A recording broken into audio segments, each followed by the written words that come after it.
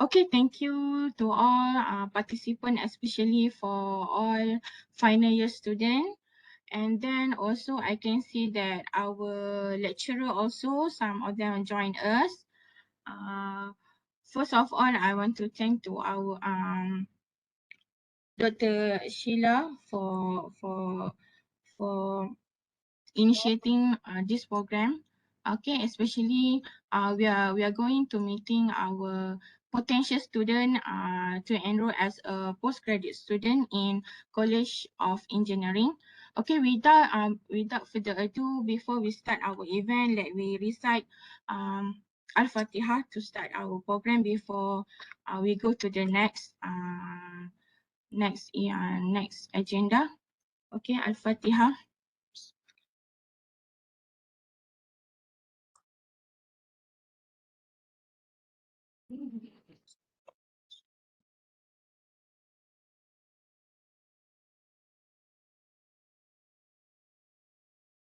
Amin, amin, amin, ya Rabbal Alamin. Okay, firstly, I'm going to explain or give some overview of this event. Okay, so now all participants need to, especially our student, need to fill up the attendance list first. Okay, second, around 9:10 a.m. to 10 a.m.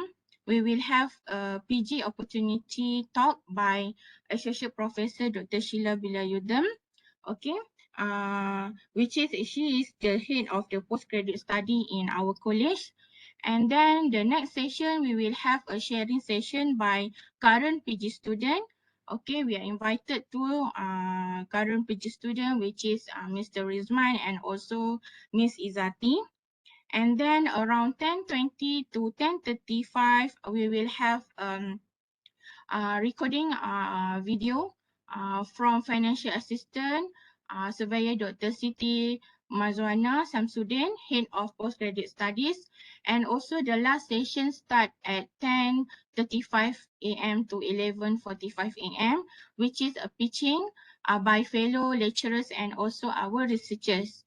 Okay, so I think that there is for me. So let me start our program by having a sharing session about postgraduate program by our KPPS Associate Professor Dr. Sheila. Please, Dr. Okay, thank you very much, Dr. Siti Hamidah. Hold on, let me just share my screen. Okay, so I believe you can see this. Yes, Dr. Okay. All right. So a very good morning to everyone who is joining us this morning, and hopefully there are more to come, because I think this is we do it quite I think every semester, except that this time around we try to get more opportunities, funding opportunities from our fellow researchers, our lecturers to highlight here, so that the opportunities are being given to you, and you can actually see through that. If you're interested, then you can move forward with the respective researcher, and following that, going through your postgrad study and so on. Okay, so I wouldn't go through the itinerary because this has been mentioned by Dr. Siti Hamidah. And the purpose of the talk today is basically to okay, so to expose final year graduating students of College of Engineering on what are postgraduate studies. Why do we need to embark on postgraduate studies, and what do we have at the College of Engineering? Okay, so we are one of the largest at in UiTM, with the one of the highest enrollment that we have, and also the number of programs that we have. Okay, so it will be a waste if you do not savor the what we have, basically. Okay, so we'll walk you through, and also obviously in terms of fees are basically also quite competitive as compared to the other universities as well. So basically this is one of the event per semester event that we actually conduct to give you the opportunity to expose to you what postgraduate studies are about, and do you need to be concerned or do you not need to be concerned, and so on. Okay, and my name is Sheila Belayudam. I'm currently the head of postgraduate studies, College of Engineering. Okay, so in regards to my slide, basically I will just walk you through. Okay, so general introduction. Why do we need to conduct, or why do we need to pursue with the postgraduate studies? Okay, so there are difference between postgraduate and undergraduate studies. Okay, so and all of you here, I suppose you are final semester graduating students of undergrad, or graduating students of a master's who might be thinking of embarking into a PhD. Okay, so why do we need to do that? Why do we need to go through the hardship and so on? Well, there are reasons for it. There are good reasons for it, and there are also reasons for you not to go about it. So, but there are always two sides of the coins, basically. Okay, so once we have done that, clear that up, and then we'll go on to the postgraduate programs at the College of Engineering. So, for your information, we are currently having a huge number of programs. Okay, so we have 20 with us actually. Okay, so 20 postgraduate programs. And how to apply. Okay, so for most of you all here, I suppose you should be able to apply using the e-pursuit. But if you have problem, if you still are is not allowed to apply to the system, just let us know in the chat box. Okay, so because we were told that IPSIS were having some problem with generating or running the what they call the offer. There is some issue there on technical issue, but we will walk through. We will go through, and then we'll see. If you have any queries, please feel free to drop your questions in the chat box. Okay. Okay, so in regards to the people, okay, so for postgraduate, there's only one office of postgraduate studies. Okay, so it is located at level 9, Tower 1. Okay, so if you come to our office, basically it is still written Faculty Kejuruteraan Mechanical or the Mechanical Faculty, but well, we function there. Okay, so if you have any queries that you think you want to have a fast face-to-face session with us, just drop by our office, level 9 at Tower 1. Okay, and for postgraduate, it is headed by the PNC, Penolong Naik Chancellor, and with the support of the Dean of Academy and International. Okay, so Dekan Academic, Prof. Azmi is the head for postgraduate. Okay, then I'm basically assisting in terms of operational. Okay, and for postgraduate, okay, so it is slightly different from undergraduate, whereby for postgraduate, we distinguish programs. Okay, so we distinguish the programs into research and also coursework program. So for research program, we have our coordinator, TS Dr. Fazlina Ahmad Roslan. I think she's here. Okay, so Dr. Fazlina is the head for or coordinator for the research program. And she is assisted by Dr. Habibah. So Dr. Habibah is our penyelaras for student development and also promotion. Dr. Siti Hamida that you have met just now is the penyelaras for the Masters by Research program. Okay, so everything 750 is Masters by Research. And we also have Dr. Shafiq, okay, Muhammad Shafiq Hazwan bin Roslan. She's the penyelaras for PhD program. Anything 950 is PhD.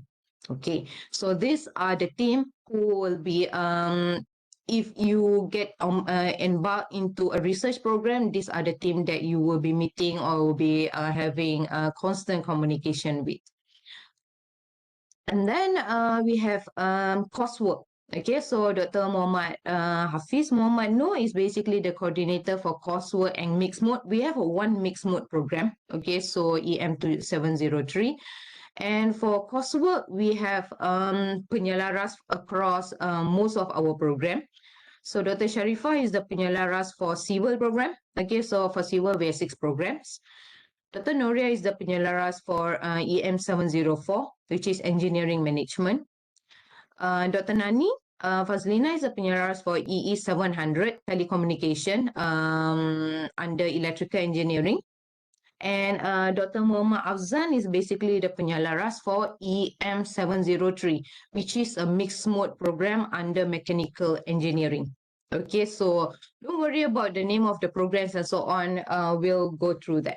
Okay, and our team at Postgrad, basically we are supported by Encik Awang, okay, and then Puan Fazni and also Puan Imania who will be helping us on the coursework. And for research is Puan Mardiana, Puan Ezrin, and also Puan Adiba. Okay, so for postgraduate program, we are under one umbrella. Okay, so we are in charge of all the programs under every school. Okay, so every school, there are similar programs, there are different programs. For research program, it's all similar. Okay, so for civil, we have Masters by Research and PhD, similar to mechanical, electrical, chemical.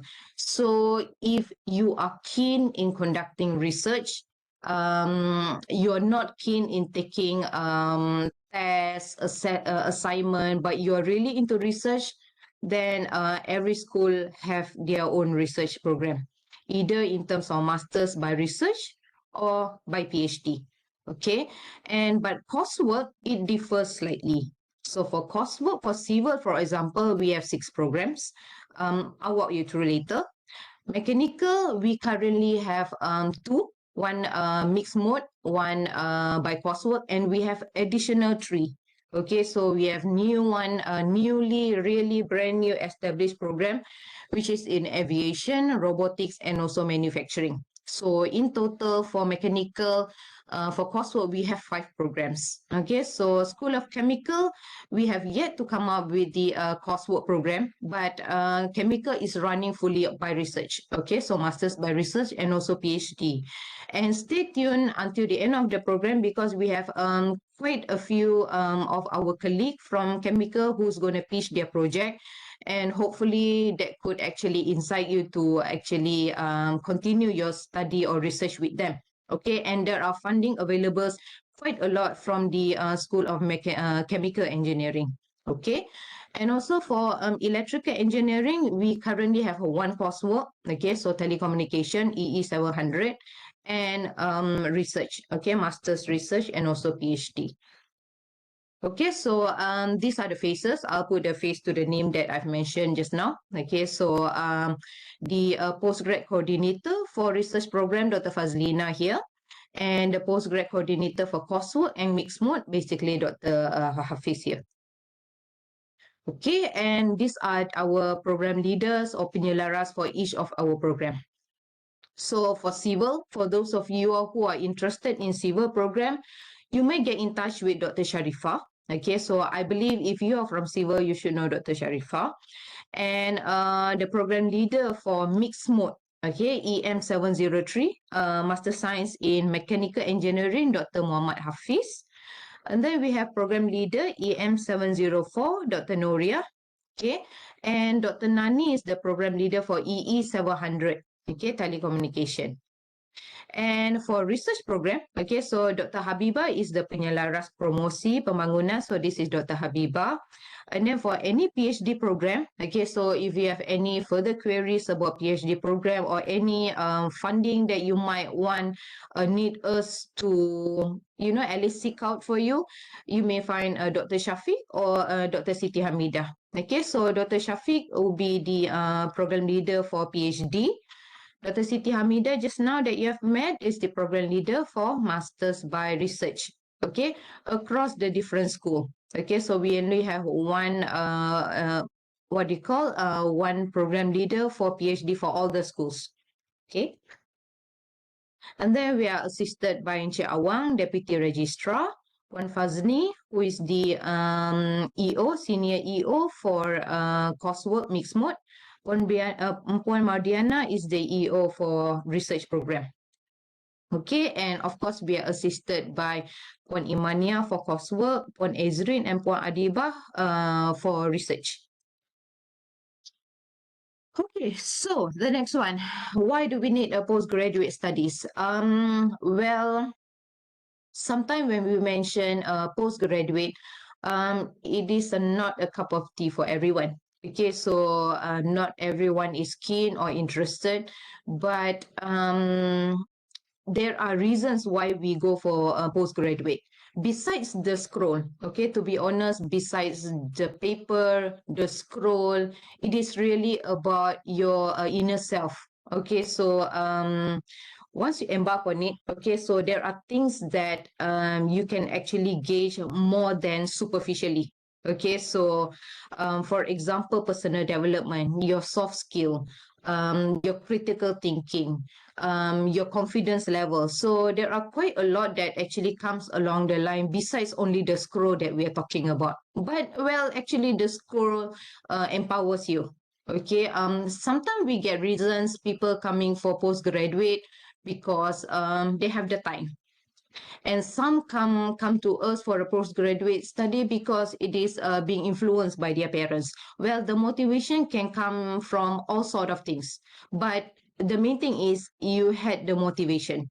Okay, so importantly, if you enroll, if you start off, if you kick off the journey of postgraduate, you had that motivation and you keep on to the motivation until you gain your scroll. Okay, so postgrad is not as long as undergrad. Okay, so um, masters by coursework, for example, if you're doing full time, you can finish within 3 semesters. And masters by research, for example, you can finish in as short as 1 year. Okay, so and especially when we're talking about masters by research, you are the pavemaker. Okay, so PhD, for example, you are the pavemaker. If you can finish fast, if you're committed, doing it every day, day in, day out, complete it, and you can finish fast. Okay, so the journey of everyone is pretty different actually. Okay, but we'll go through that in what you call in a subtle manner after this. Okay, so postgrad is slightly different than undergrad. Why? Because most of the students that come to us are mature students. Okay, so basically students who know, who make the intention, who are motivated, and this is what you want to do, and you embark on it. So no one can force you into a postgraduate study. Okay, so it is, as compared to undergrad probably would be is forced to a certain point because you have just completed your high school, okay, diploma, and this is what everyone says you must do it. Okay, so this is the way to go, so you have to do it. But postgrad is by choice. Okay, so you make an informed decision, embark on it, and very importantly, finish it. Okay, so that's one thing that I always tell everyone. If you think you can't complete it, then don't even start it.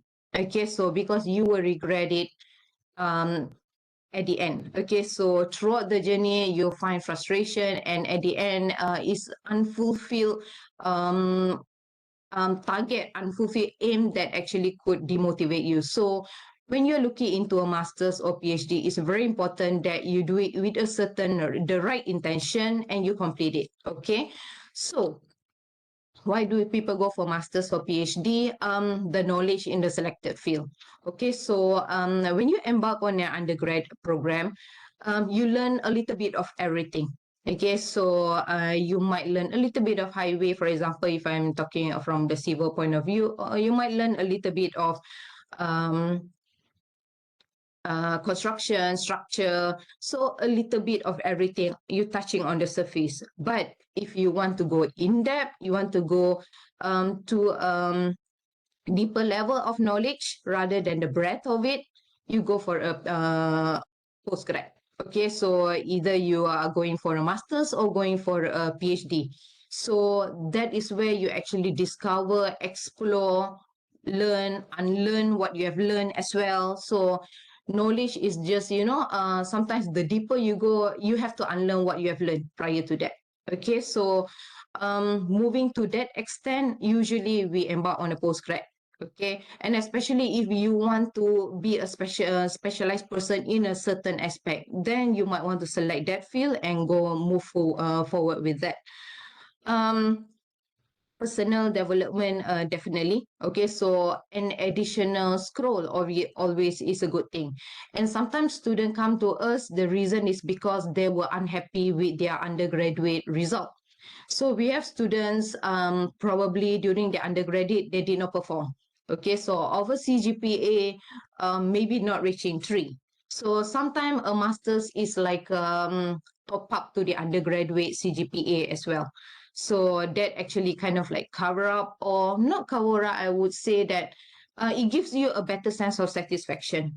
Okay, so we have students coming to us with um, undergrad a lower CGPA, but masters they perform, because sometimes it takes time for certain students to reach a certain maturity or certain thought. So okay, so personal development obviously could improve your career prospect. Okay, so with another cert into your pocket, higher earning potential. Okay, so improve skill, I cannot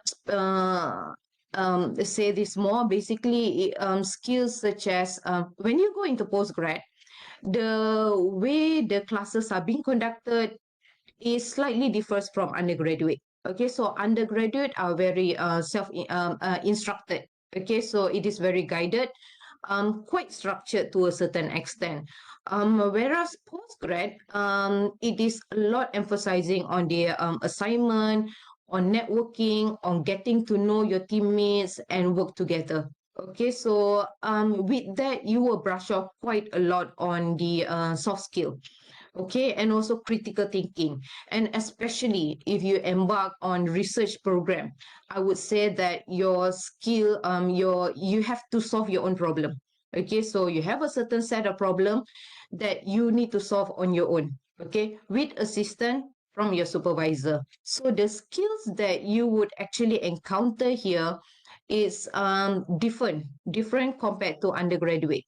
Okay, so your writing skill. Okay, so you're talking about a lots of writing. Okay, and trust me, writing skill shapes you into a more composed person. Okay, so you know how to write, you know what is coherence, you know how to structure ideas, you know what actually expected or someone expects from you or you expect from someone. So a lot of skills of such, which is it could not be translated into objective assessment lah, basically. Okay, so there are skills that you would learn along the way.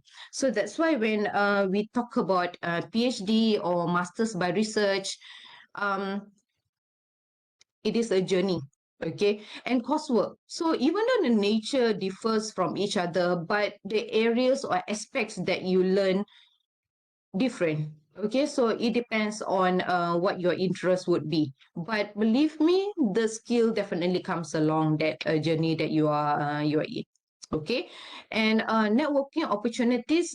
This one definitely, because most of our postgrad students are working students. Okay, so you see that sometimes having this social network with mature students, sometimes it gives you a different perspective. So it's good. Okay, and also sometimes career change opportunity. So for example, we get students from FSG joining us under environmental engineering, and basically they're working under engineering company. So there might be a shift from the way you expected. So maybe your FYP was in structure, but along the line while you're working, you are more into highway. So sometimes there is a slight change to the career that you want to. So this is one of the way you can actually embark or initiate that. Okay, so for those of you who are at the final semester, there are, you might be contemplating, okay, so whether you get your master's now, or should you start working, get your master's later? Hold on, There is no right and there is no wrong. Okay, so you can continue your master's right away.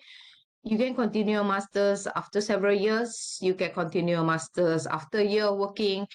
There is no right and there is no wrong in this. Okay, but several reasons that I can list down here. Okay, so reasons to go for master's right after your bachelor. One, you leverage against applicants without a master's, okay, for a job, for the job opportunity. You have the potential of earning more money with a master's degree. Okay, and I think this is quite it hits reality sometimes that sometimes if you have a long break from the university, it'll be more difficult to get back into the groove of learning. Um, might happen to some, might not happen to some. Okay, so we can see that some students might be a little bit difficult because while you are at the undergraduate level, you have been trained to answer exam in a certain way. Okay, so this is how you answer, this is how you provide the feedback, and so on. You kind of in the groove. However, if let's say you left the university for several years and you're back into that, of course, it takes time to relearn your skill. Okay, so a long break might be slightly difficult. I wouldn't say it's very difficult. I mean, people learn. Okay, so but it takes a little while, to get back your mind into, okay, this is how I submit an assignment. This is how I answer an assignment. This is how I complete a certain test and so on. Okay, so take a little time. Okay, and if your goal is to do a PhD later, then masters is right. Okay, so after an undergraduate. Okay, so for undergraduate, well, if you are a first class student, then you are eligible to actually apply for fast track, PhD fast track. Okay, so I'll walk you through later what this is about. If no, then you can embark on a master's. And if your intention is towards a PhD, you can embark on a master's and then you convert it to a PhD. That could also be done. However, if your goal, basically your end goal, no matter what, you're going to get a PhD, then there are ways towards it. Okay, so it's either through master's conversion to a PhD, or you complete a master's altogether, then you start a PhD, or if you're fast track, or if you're a first class student, then you move on to the PhD fast track program. Okay, so I'll walk you through later what actually the options that you have. And and another reason that you might want to go to basically continue your study if your financial situation permits. So we understand that there are some students who might be having financial difficulties, so which might require them to work and then baru sambung balik. Or but if you have the financial situation that allows you, then by all means just complete it and you have the scroll with you. So and if you didn't finish your undergrad with sometimes we have this reason as well, students who want to top up, or a little bit of dissatisfaction on their undergrad CGPA and they want to top up with the masters as well. Okay, so and another reason that you might want to think of to kickstart your postgrad, less responsibility, work-related problem. So, of course, dealing with mature students, we see that sometimes they have work, assignment elsewhere, family. So, like you are still at the young age, you complete the study, then you just basically done and dusted with that. So the longer you wait, sometimes obviously you would get married, and so families, work, responsibility, children. So obviously it comes along the line lah. Okay, so but there's no way that anyone can dictate or force you into something. So it is really a matter of you thinking strategically, what do you want, And are you able to actually do it now or later? So it is entirely up to you. But the options are being, highlighted to you. So is that so? Okay, so well, there are on the opposite side, there are reasons for us to work and postpone our masters. Okay, so sometimes work experience could help you. Okay, so because probably now you are thinking, okay, what should I study on? What should I embark on? So maybe with a little work experience, you can find that okay, you are passionate on in a certain field. Okay, if that is the case, then with that you could embark in a certain field that you are more passionate about. So sometimes undergrad we are not certain, okay, which field do we want to place ourselves into. Okay, but with work experience you might want to see that okay, there are certain area. And of course, once you started working, okay, so you save on the money and you rely on your own saving when you do a master's later, okay. And initial work experience in a relevant field adds value to your learning experience. So obviously, sometimes while you're working, you can see that your practical and your theoretical knowledge comes together. Okay, so you can see that how your theoretical could be implemented even into your workplace. So it comes hand in hand. So that's good as well. So really, whether to go it right after, to go it later. So it is up to you. Okay, so I think we have even our current students here, coursework student, I can see from the list. So if you have any question, we have also can get them to provide answer. If working, how, macam mana, how are the experiences, so on.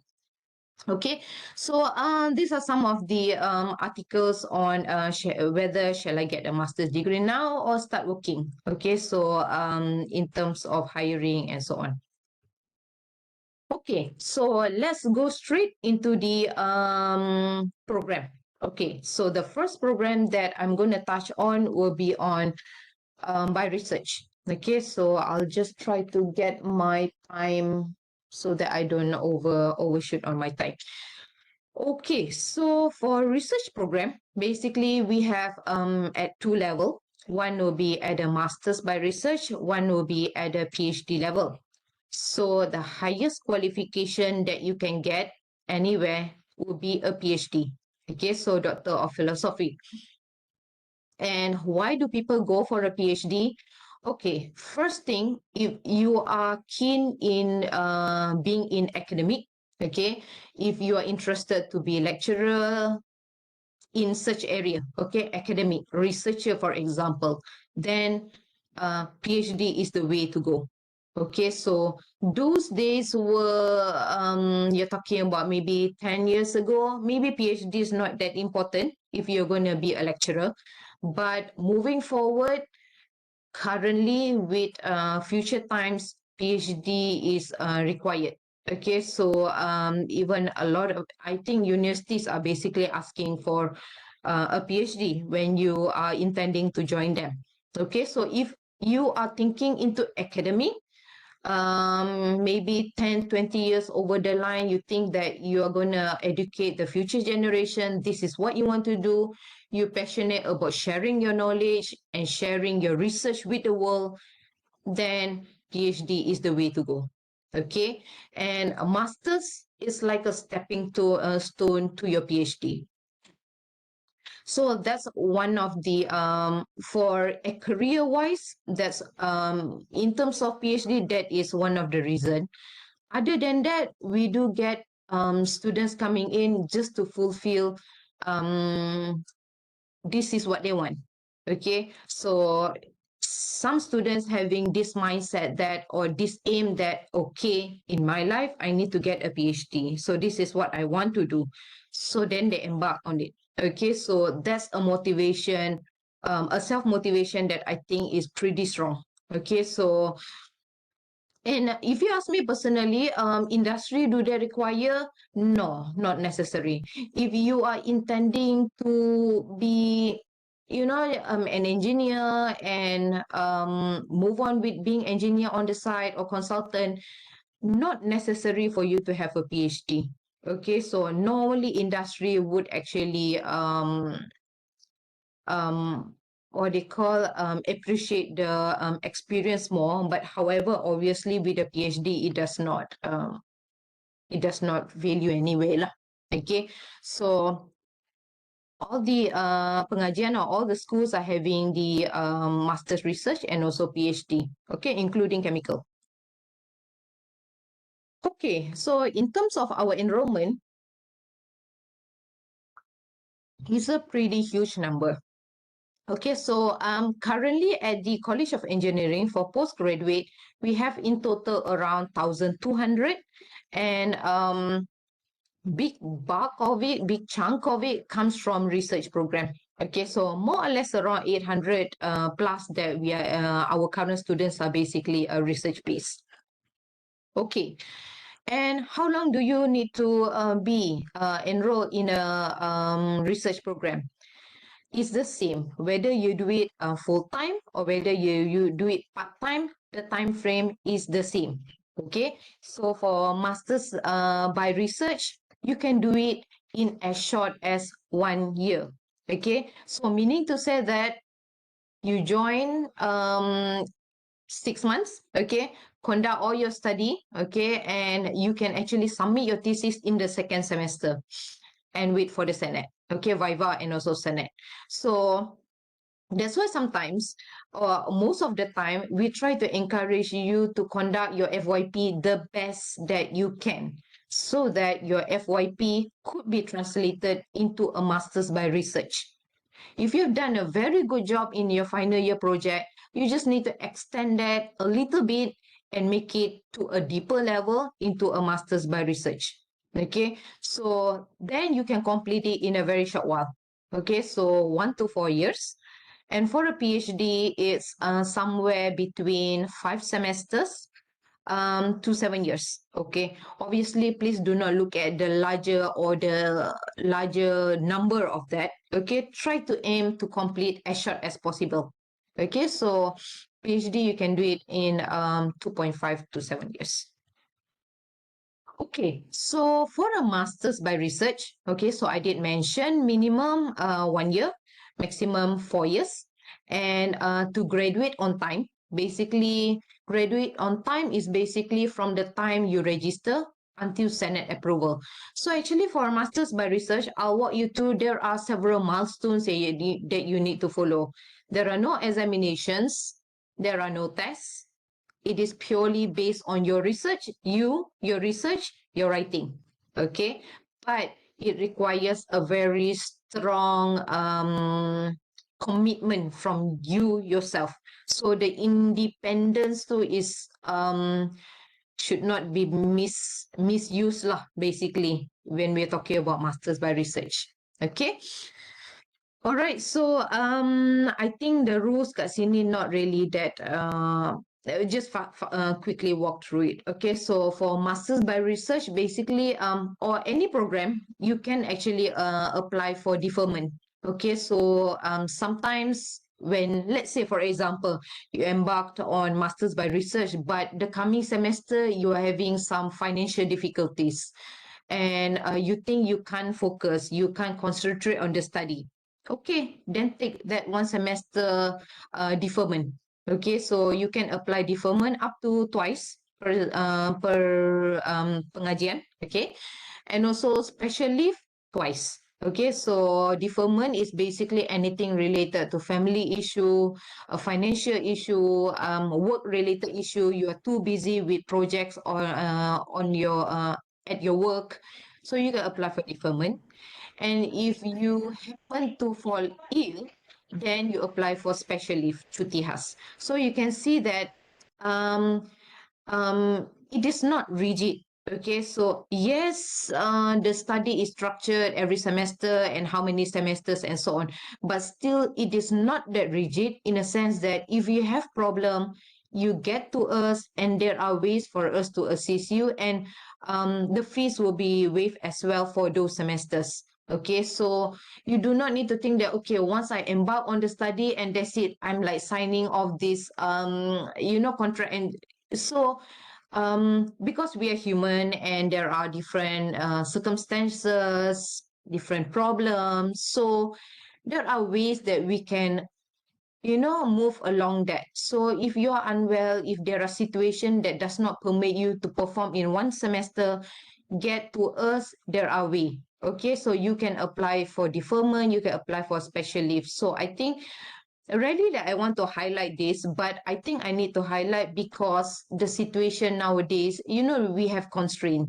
So it is a privilege or no, I would say, but it is your right to actually take leave if it is required for you to do so. Okay. All right. Another thing that I need to highlight is a conversion from master's degree to PhD. Okay, so if you apply for master's by research, but your intention is basically for a PhD, you want a PhD, but let's say you don't want to complete the whole master's, baru start a PhD. You can opt for converting your master's into a PhD.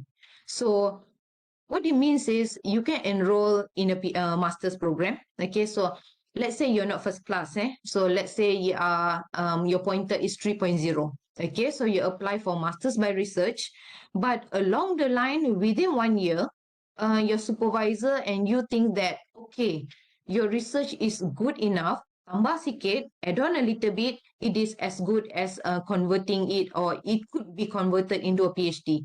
Then you can do so. You can apply to us within 12 months from you register your master's. We'll do, there is a small presentation, like a mini Viva session with external examiner and internal examiner to check if your master's proposal is good enough for a PhD. If it's good enough for a PhD, your master's application will be converted to a PhD. So you don't need to like finish the entire master, get the degree, then only apply to a PhD. You can do so within the 12 months of your master's, provided your master's proposal is good enough to be converted into a PhD. So it can't be any proposal lah, because it needs to go through presentation with a panel and so on. Okay, so you can offer that as well. So for program structure for research, basically straightforward. There is only one seminar, research methodology seminar. And then your job is to conduct the research, write a thesis, viva, correction, and then you're done. Okay, so I will show you the milestone. And the major milestone for Masters by Research basically is where you need to defend your research proposal within the 6 months.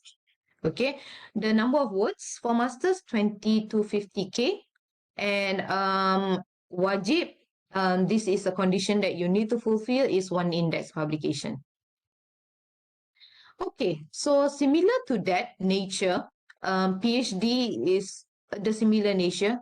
The only difference is the condition. Okay, so you can see that for PhD, minimum 5 semesters, and graduate on time is basically 4 years. Okay, we meaning to say that you can finish it in as short as 2.5 years and maximum of 7 years. So please don't look at the 7 year is so long. Okay, so obviously try to strive your best to complete it as soon as you can. So just sometimes the more you keep hold to that, okay, so the motivation gets lower over years. So sometimes you are so pumped up at the beginning and work on that energy.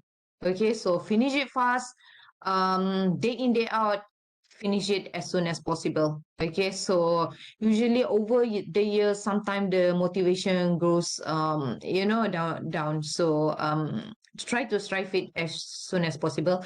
Okay, so the only difference with 950 and 750, you are allowed until 4 times for deferment. Okay, so because obviously PhD is longer. So you're given 4 times deferment, or if there are any medical issues, then you can apply for special leave of a maximum of twice.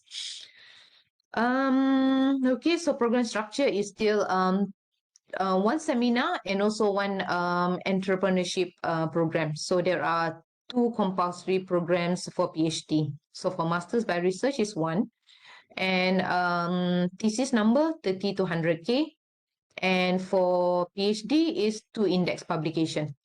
Okay, so the fee structure, basically, I think we are one of the lowest in the country. Okay, so in general for PhD by research, full time, it is more or less around 1,900 per semester. Masters by research is more or less around 1,005 to 1,600 per semester.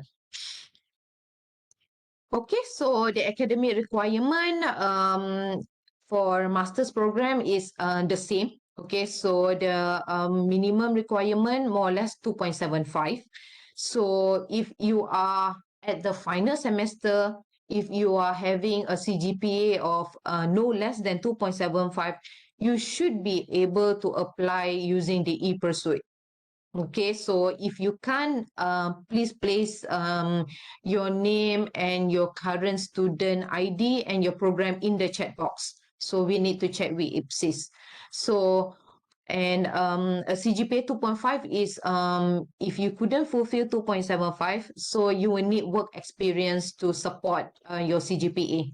Okay, so normally we do get students with lower than 2.5 CGPA, but with several years of experience, so we can admit them.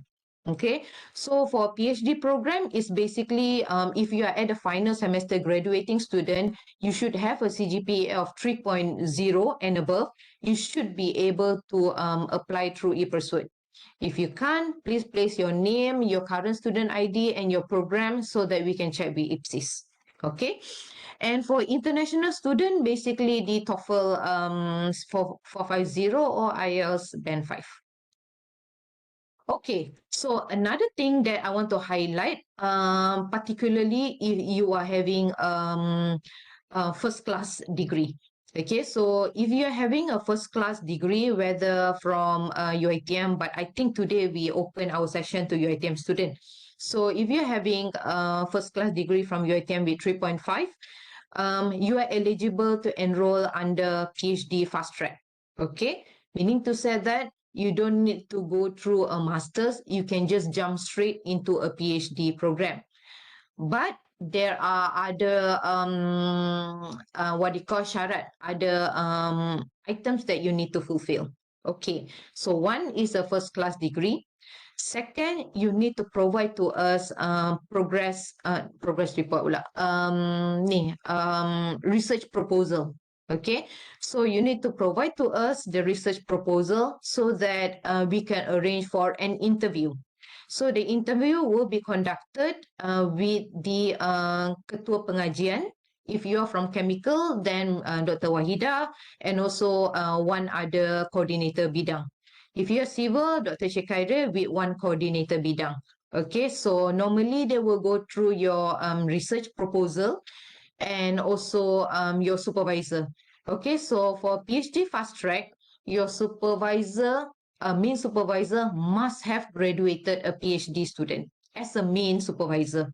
So dia ada syarat dia because to supervise undergrad right to PhD, we need someone who has had the experience of graduating a PhD student. Okay, so that's important as well. So besides interview, you need to make sure that the supervisor is eligible to supervise. Okay, so your supervisor must have graduated a PhD student, okay, as a main supervisor. Okay, so if you fall into this category, so you may apply, okay, ePursuit. Usually we provide you conditional offer, and we will get in touch with you so that you can submit to us your research proposal. Go for the interview, defend your proposal. Once you pass through that, you will be admitted straight into a PhD program. Okay, so that will be fast track lah. So you will skip the master's program. Okay, so for research journey, these are the milestones. Okay, so you can see that you start with registering, you appoint your supervisor. Okay, for the research program, supervisor is very, very, very important. Okay, You don't have any different courses or different lecturers, tak ada. You will be dealing with your supervisor day in, day out. If you're talking about a PhD, a minimum of 5 semesters. So it is a long-term relationship, yeah. Okay, so make sure that you choose a supervisor for the right reason.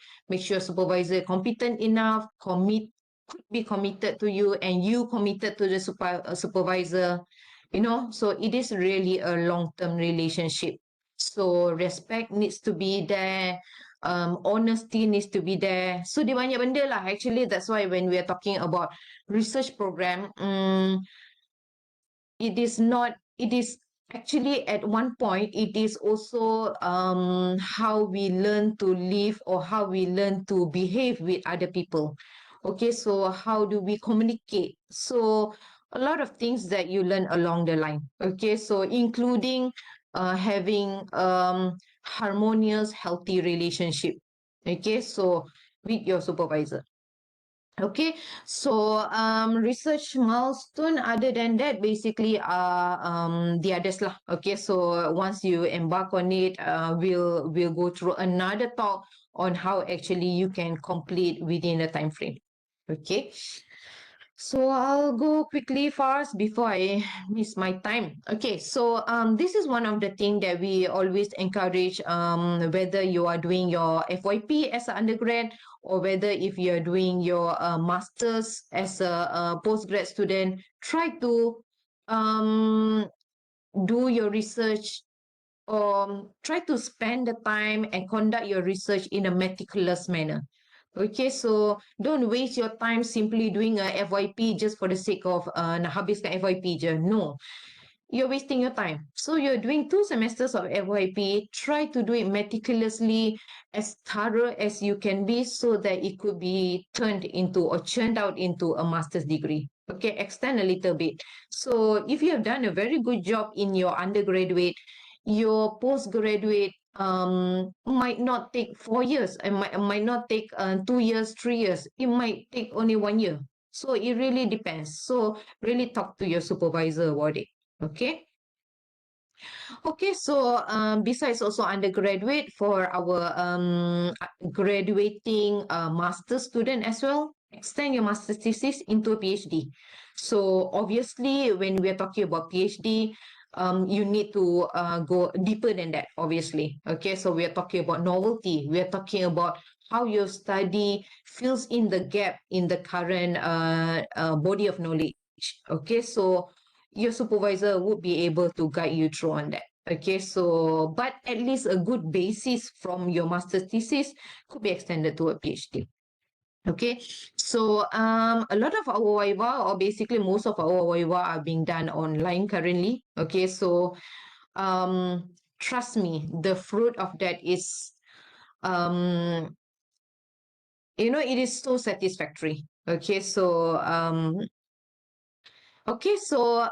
this one is where Dr. Shafiq and the team actually has came out with this a compact research pack for you to take away. Okay, so I will pass my slide as well here, but besides that, if you can take the QR code, you can actually gain access to what our research program about, and then what are the funding opportunities that we have currently at the college. And I think we have quite a lot in the form of Excel form. So just go through and just see if you are keen in one of the research, and get in touch with the researcher of our colleagues in the Excel. Okay, so I will also leave this slide into the penyelaras for UG as well. Okay, so if you could take that, so please take this. So there are funding opportunities here for research program. There are research pack, basically what the research program is about, and I think the slide as well. Okay, so compact. So try to get that. Okay, the next thing is about coursework program. Okay, so we have completed done and dusted on research program. So at the end, we will place this as well for those who were not able to scan this thing. Okay, so we'll place it at the end of the end of the session juga. Okay, so for those who are interested in a quick, a very structured kind of program, then it's coursework. Okay, so research is structured, but you spend a lot of time on your own and with your supervisor. So it requires high self-control actually for research program. You need to control yourself because you need to get yourself to work every single day, or as you have planned, and produce accordingly. Sometimes students fall into the trap of thinking that I still have time. Tomorrow I'll start my research tomorrow, and tomorrow, and tomorrow, and the tomorrow never come. So sometimes look into yourself. If you think you cannot commit to a research, you cannot control, the self-control is very bad, maybe coursework is another way of moving to this lah. Okay, so coursework is structured. Okay, so coursework, it is a very it's like undergraduate. Okay, so there are courses, there are lecturers for each of the courses, assignment given, test given, and so on. If you follow through, then you should be able to go get your cert. Okay, for coursework, there are only master's program. We don't have PhD for coursework. Okay, so only masters. So these are the current courses that we have for coursework. If you are looking into doing under civil, so we have from all the fields. Okay, so structure, geotech, water, environmental, construction, highway. And if you are looking into mixed mode, you can look into doing it under mechanical engineering. Okay, so mixed mode is basically a composition of research more than coursework. The other coursework, but the research component is higher. Okay, so mixed mode. And if you are under electrical, you might want to look into telecommunication.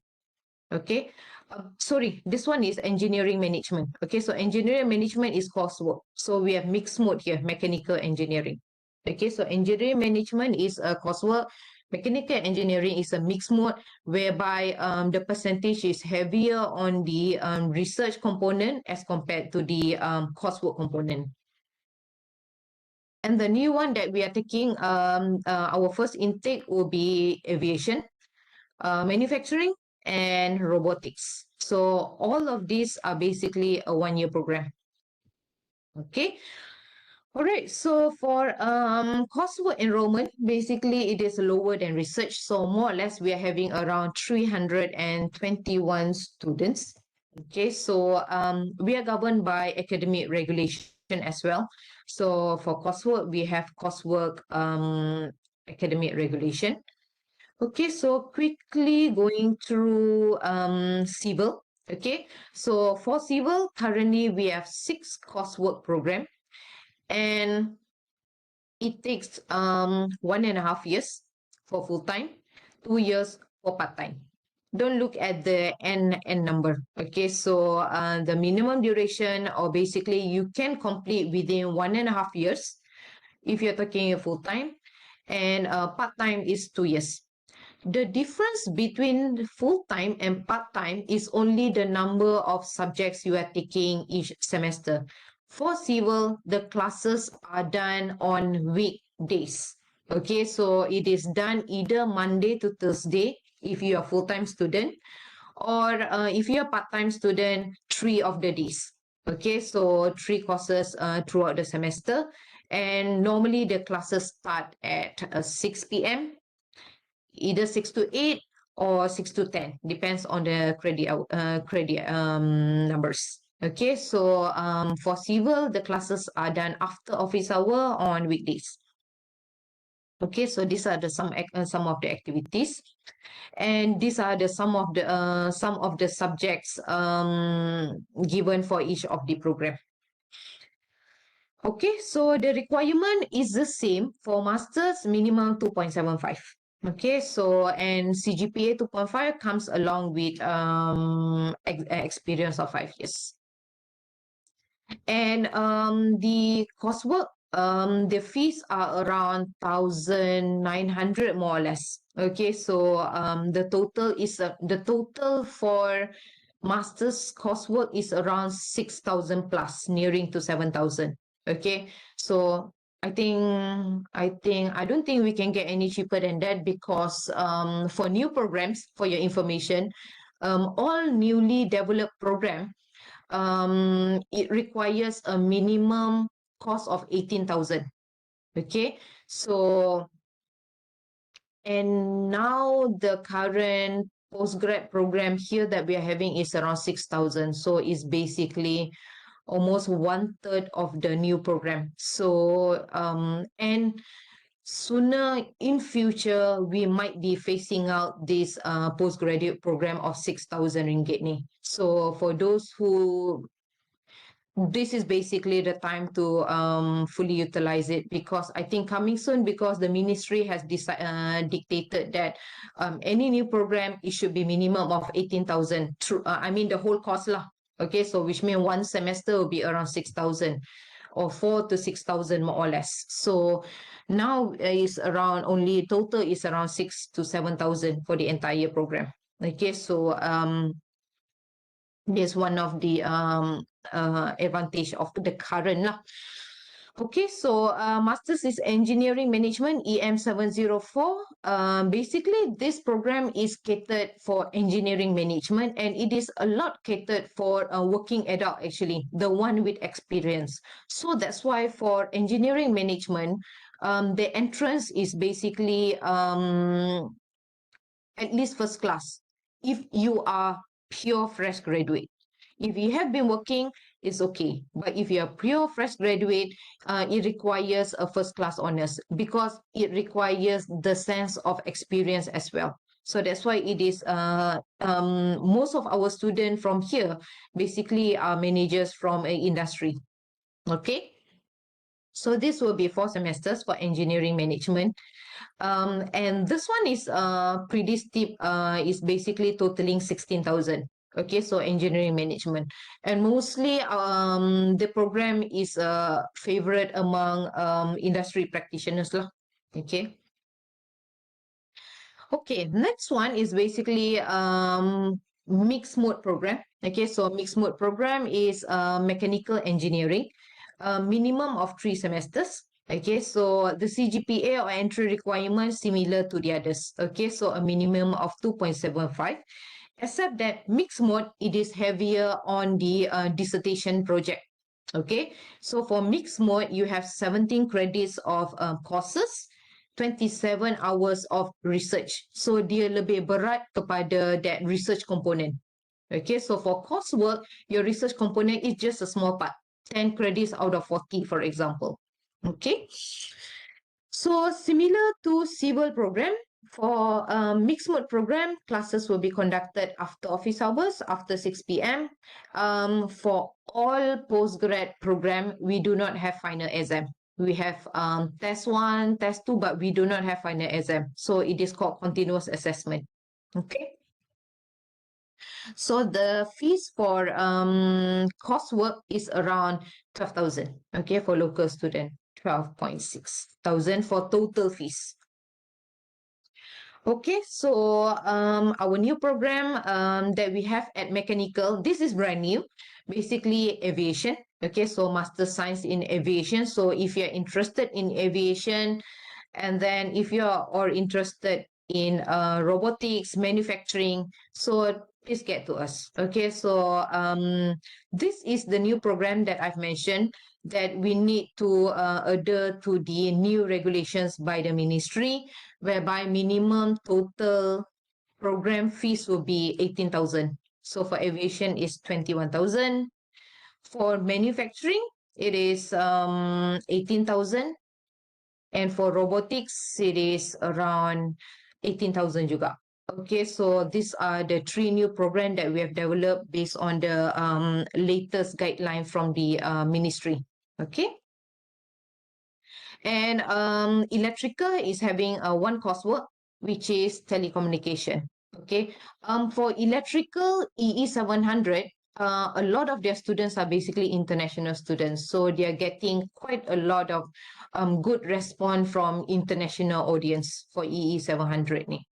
Okay, so requirement is still the same, minimum 2.75, minimum of 1.5 years to complete. Okay, so same requirement. Okay, so the fee structure for electrical is the same as civil. Okay, so it comes to around 6,000 plus for the whole program. So for one semester is around 2,000 ish. Okay, so more or less. Okay, so okay, good. So I've come to the end of my presentation, and if you're interested in any of the program, um, feel free. I think a lot of our students here are basically graduating students. You should be able to apply using the e-pursuit. Okay, so I hope you have received the SMS. I think it is given to you through SMS, and you can click on the link and apply through e-pursuit. So application through this, you'll be waived the 50 ringgit. If you apply with not going through e-pursuit, the normal link, there is a requirement to pay 50 ringgit through the BSN PIN. So try to make use of the e-pursuit. If you couldn't, for example, if you are final semester UG student, minimum 2.75 CGPA, you should be able to get that SMS. But if you didn't, please place it in the chat box. And for master's graduating student, if you intend to apply for PhD, with a CGPA minimum of 3, you should be able to apply through this. If you can't, place your name, ID, and also current program in the chat box. We'll need to liaise that with IPSIS. Okay, so for international student. So this is what I mentioned about. Okay, so final year student. And I need to highlight that the last day of applying is by 31st August. Okay, our new semester will begin in October, but okay, so the registration will begin in September. Hold on, I think it's the mid of September. Okay, so registration for the new student, it will be done online, and it will start on mid-semester, mid-September. If I'm not mistaken, 12 September until the end of September. Okay, so they open up the online registration for 2 to 3 weeks. Okay, so what we will do, normally, once we already have that list applicant by 31st August, we will create a WhatsApp group among all of you who have applied. We will place you in the WhatsApp group, and we will let you know what are the procedures and how do you need to conduct during the student registration. Application, registration, two different things. Okay. Once you apply, you need to check for your offer letter. Okay. So only with that offer letter, you can register in September. Okay. So your application not necessarily it does not equal registration. Dia dua benda berbeza. Applying, registering. Okay. So for the application, this is where you can apply end of graduating student before 31st August. Okay, so for normal, not graduating student or convo list student, which mean any industry, but I don't think we have industry here. So if you're from the industry, then the application is through the normal applicant, not e-pursuit. Okay. So with that, these are our official email. Okay, so if you have any queries, you can email me personally, or you can also seek to email us through this email. Okay. All right, and we are also on the Facebook, Instagram, YouTube, and also Twitter, and we are also on the website as well. Okay, so with that, thank you very much. Dr. Siti Hamida, I'll pass the floor back to you. Okay, thank you, Dr. Sheila. So actually, we have a few questions in our chat box. So Okay. Maybe I can read first and then Dr. Sheila can answer directly lah. Okay, we go to the first question by REYL. Boleh ke saya daftar dulu master sedangkan saya masih tak ada lagi supervisor and proposal? Adakah pada semester 1 master in research boleh cari supervisor dan proposal atau perlu sediakan terus proposal itu sebelum start first semester? Okay, so really, yeah, okay, you can apply for masters, but we will require proposal. So when you apply, try to have a very brief proposal. 3 to 5 pages should be sufficient. It is only for admission purposes. So it is not to know how good your proposal. So it is just 3 to 5 pages. So when you can apply without a supervisor. But I would strongly advise you to find a supervisor so that it is easier for you to come up with a proposal. So normally a supervisor knows that what is required in a proposal, background, introduction, objective, simple scope, simple literature review, research method. So that could be easily advised to you by a supervisor. Sometimes the reason why I advise so that you do not waste your time. Tak adalah you dah join and then baru nak cari supervisor. You're wasting your time and you're paying the fees. So for us, we think from the aspect of you as a student, once you start joining us, you're paying the fees. So we want you to fully utilize the fees. So get the supervisor dulu, talk to, because while now that probably you have already completed your exam dan sebagainya, try to browse to the website, get to talk to the supervisor, tengok area yang you want to do. Just have a talk, start, and then kalau dah ada niat tu, come up with a simple proposal. Trust me, I don't think a proposal will require a week pun untuk buat. So at least you do some read up and then build up to that and then submit the application.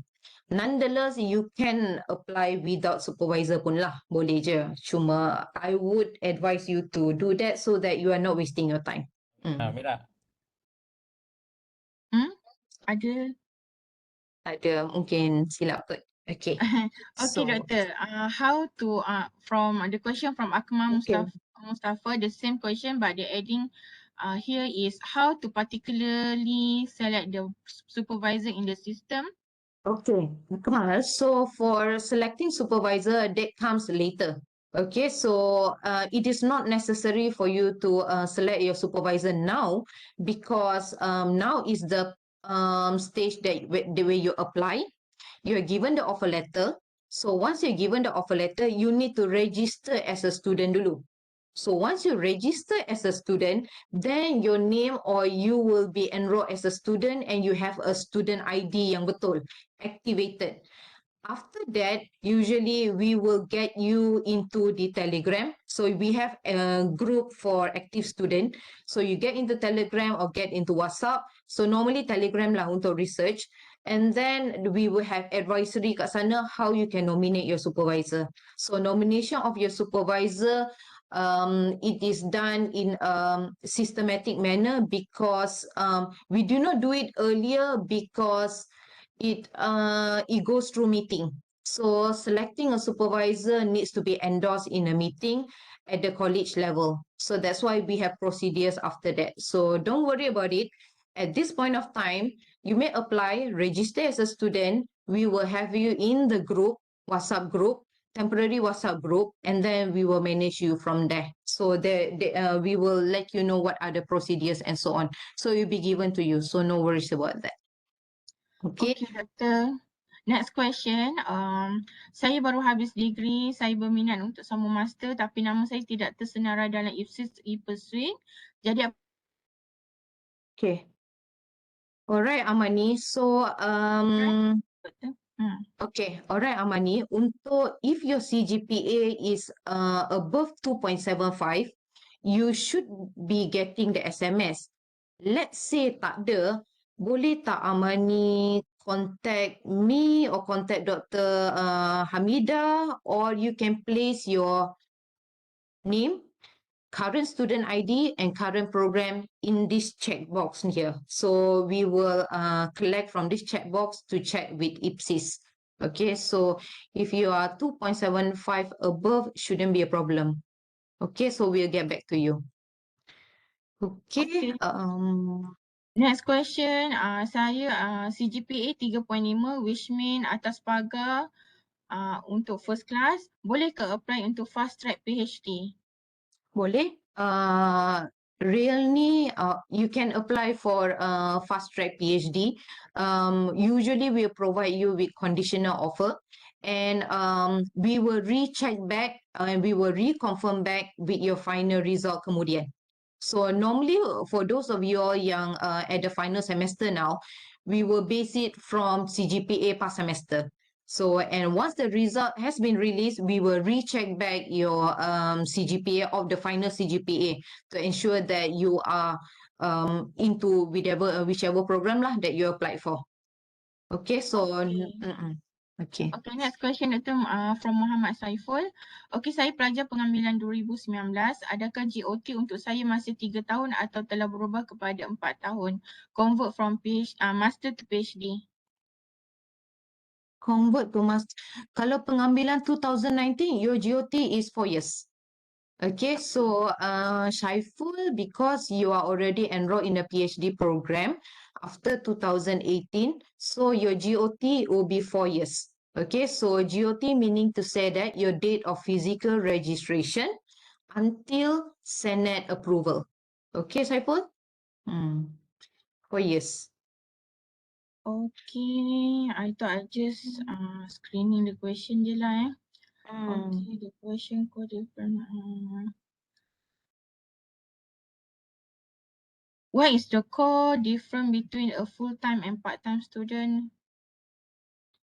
That explained just now, So full-time and part-time student, the time frame is similar, except for if you need research code, So for research, basically the only difference is DRP. Okay, so for full-time, for example, I give you for masters by research, the DRP for full-time will be within 6 months, for part-time within 1 year. And also fees slightly a little bit different. So you're talking about maybe 100 ringgit difference. For full-time student, they are covered for medical. For part-time, they are not covered medical. So full-time is slightly expensive because they are covered under medical. Okay, so full-time mungkin dalam 100 ringgit more or less higher than the part-time student. But other than that, not much of difference. Almost memang tak ada difference lah. Okay. Okay, Doktor, master boleh ambil GRA sebab saya tengok dekat website tiada update tentang GRA and then yang latest punya 2019. So di mana nak dapatkan GRA yang latest atau yang tiada? Boleh, masters can be taken as GRA. Actually, let me just open the two. So you can actually please screen through this QR code ni. So this has been prepared by Dr. Shafiq ni. So we have the entire Excel list and pack kat sini. Okay, so try to get access to the apa tu? Information from here.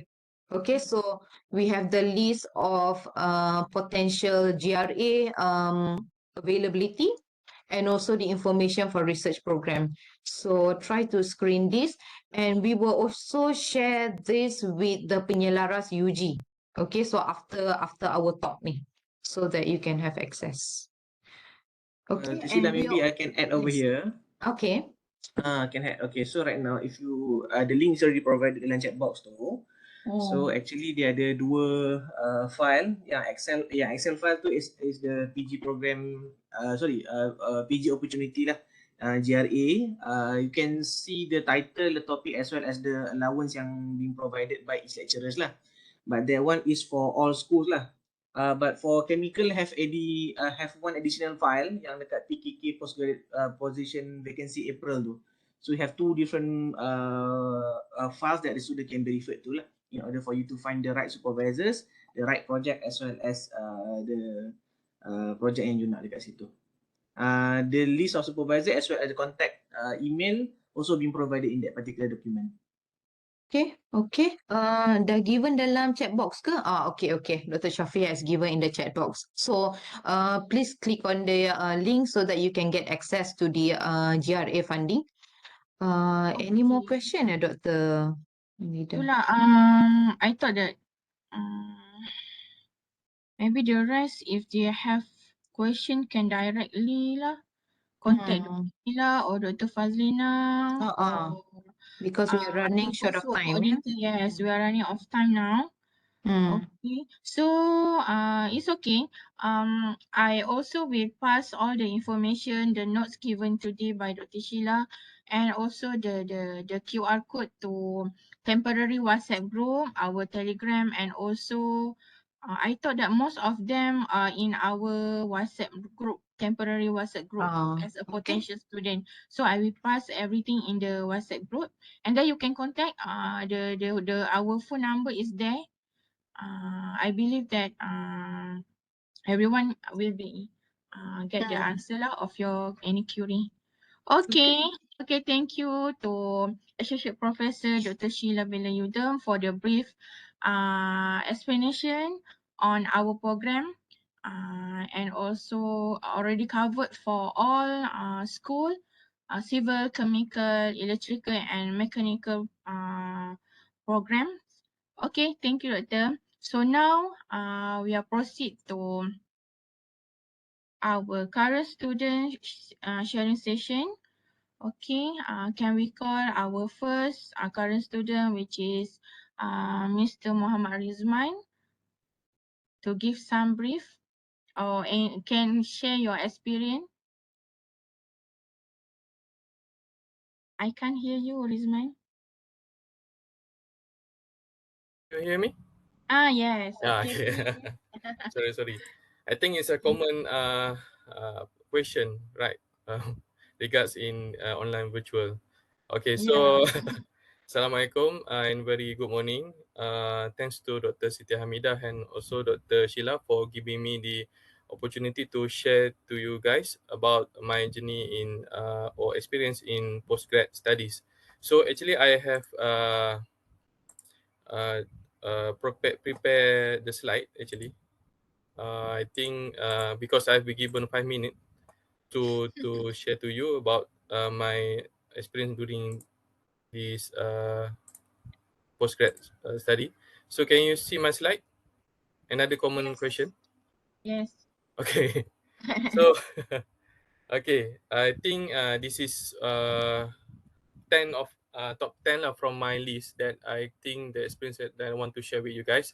The first is the if you enroll in postgrad studies, you will be before I proceed. My name is Muhammad Rizman. I am the PhD student, currently semester 4, and I'm with UiTM since diploma, bachelor, and then pursuing masters in master by research, and now here I am doing the PhD studies in full time.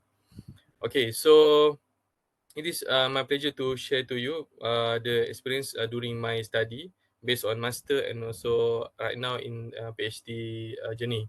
So the first thing I think the most different, most challenging or experience that you will feel in during your postgrad study is you able to construct and writing academic papers. So during this period of time, you will knowing two type of papers, which is one is a journal paper, what kind of journal paper, and then the second one is conference paper.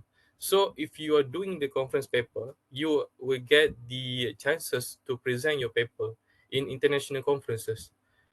Just now you can see that there's a lot of requirement, right? Because before you going to Viva or the end of your session during postgrad study, so you will need to have the requirement, which is have uh, to present papers. You will have to publish your paper to the journal publication. So the conference also is part of the publication where you can actually present your paper and in front of the international audience, and then get recognized by all of the participants.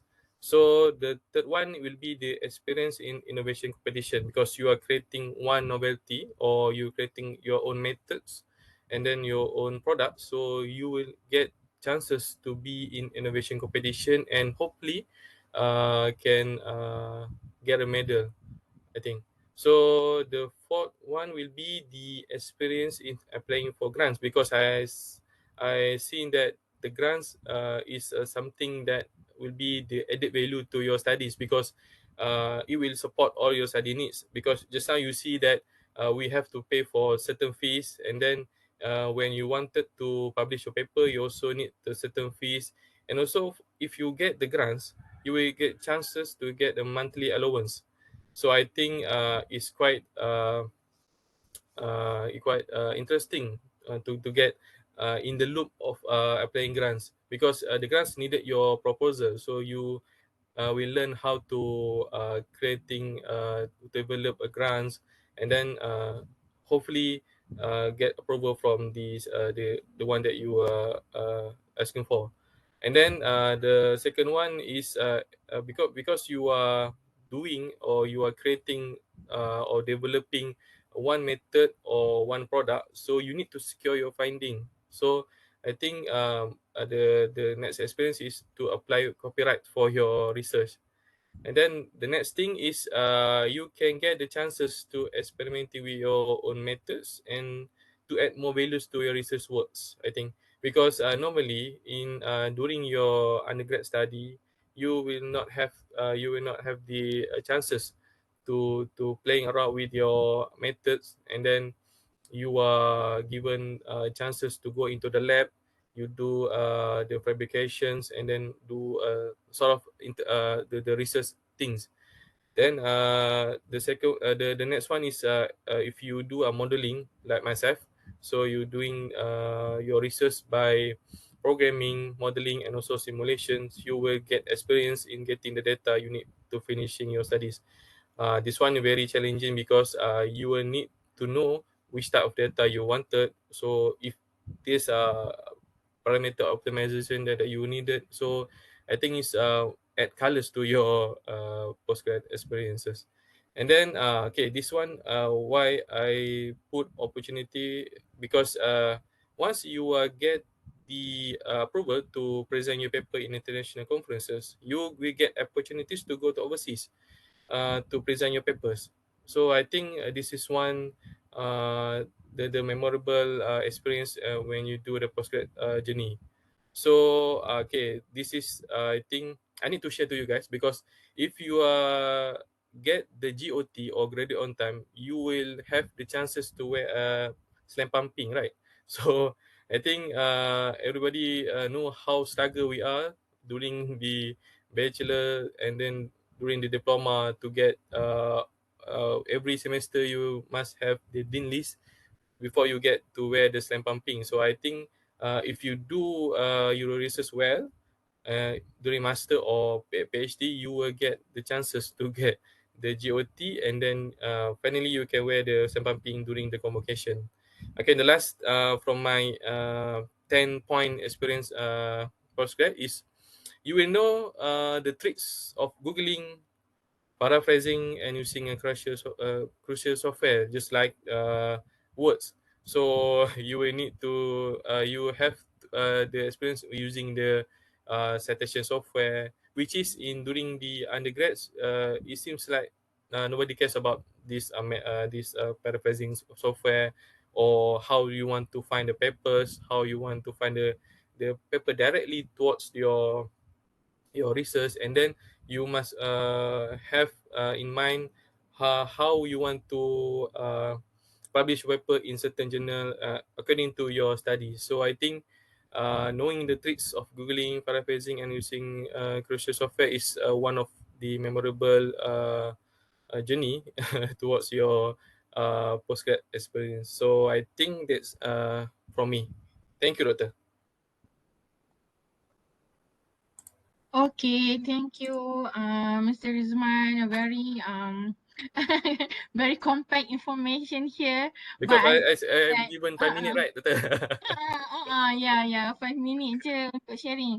So I Thanks, believe that Doctor. very ni lah apa precious moment lah to be our PhD student here.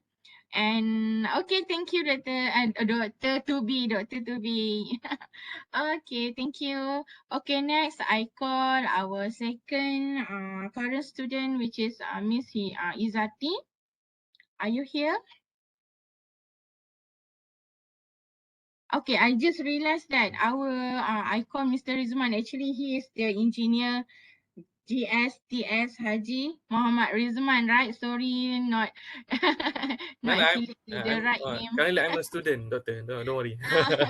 Okay, thank you. Okay, Izati, are you here? Hai, Assalamualaikum. Dengar tak? Waalaikumsalam. Clear tak, Doktor? Clear? So, hi, Anas. Assalamualaikum. My name is Nur Isati binti Anas Anizan. I'm a second year student of Doctor of Philosophy from School of Electrical Engineering. Okay, sorry, So, Izati, I can't hear your. I can't see your face. oh, sorry, I can't open up my camera due to Okay. technical problem. Okay, okay. Laptop have an Okay, it's issue okay, with never that. mind. You can Okay. proceed. Okay, Mm-hmm. so I'm not finished my study yet, so I would like to sharing what my experience, and saya tak hebat macam Rizman. So it's just like chit chat with you guys. Alright.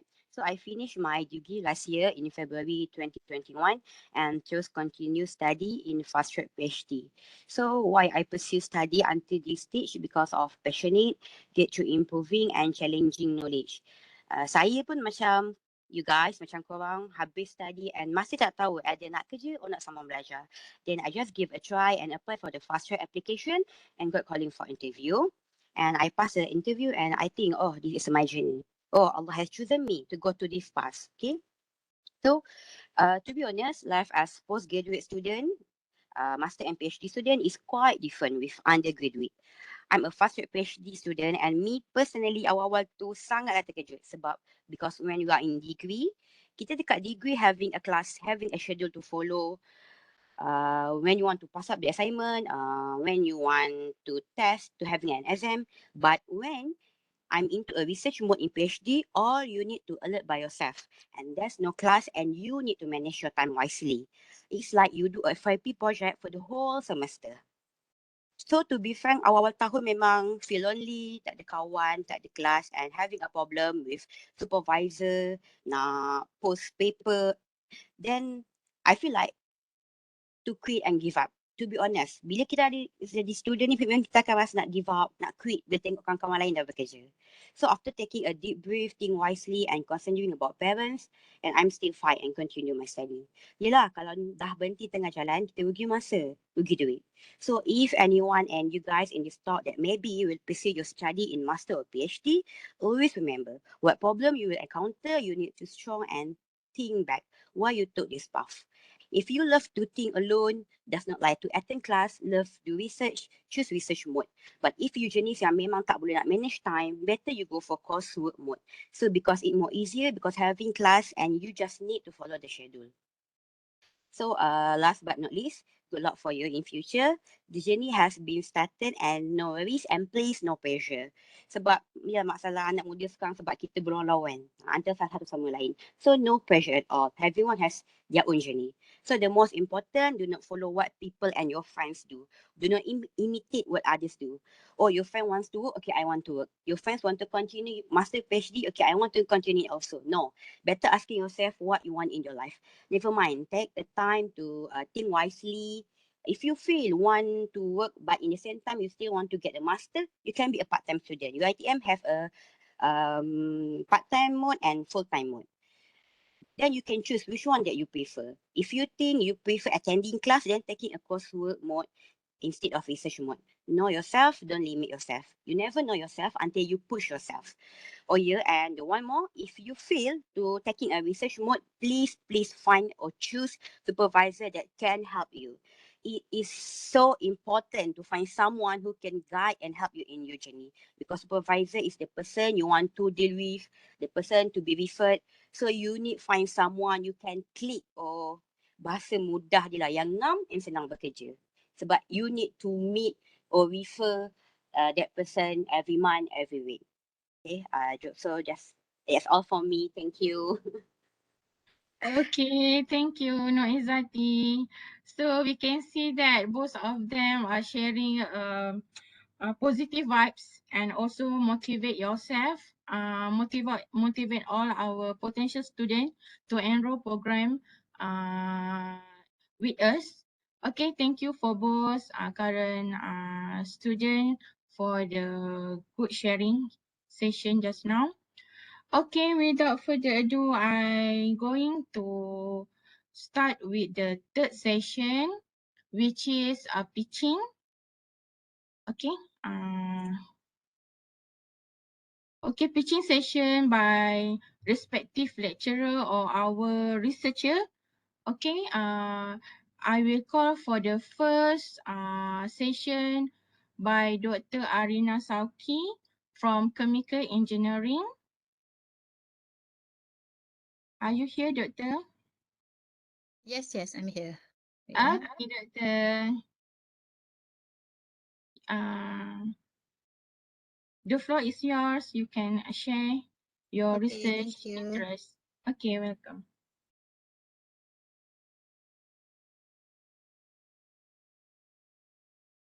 Okay, Assalamualaikum warahmatullahi wabarakatuh.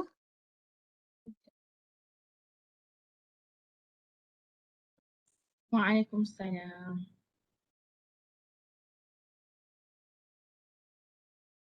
Okay, can you hear me? Yes, Doctor. Okay, can you see my slide? Yes. Okay, Assalamualaikum warahmatullahi wabarakatuh. My name is Dr. Arina Sauki from the School of Chemical Engineering. So actually here I have two vacancy for postgrad in Master by Research in Chemical Engineering EH750. So I will brief a little bit lah about this two position. Okay. So the first vacancy is on the actually on the real-time drilling optimization in lost zone of carbonate rock, as you can see here. So the scope of this research is basically on to do mathematical modeling using suitable software, and simulation will be conducted in a real-time basis using a MATLAB. Okay, so the requirement for this position, you must have a bachelor degree in engineering in petroleum or oil and gas or other equivalent degree with GPA of more than 3-pointer, and proficient in using Excel and MATLAB is preferable. Okay. So this is an overview of this project, whereby it is especially on the drilling engineering area, which is one of the subset of petroleum engineering.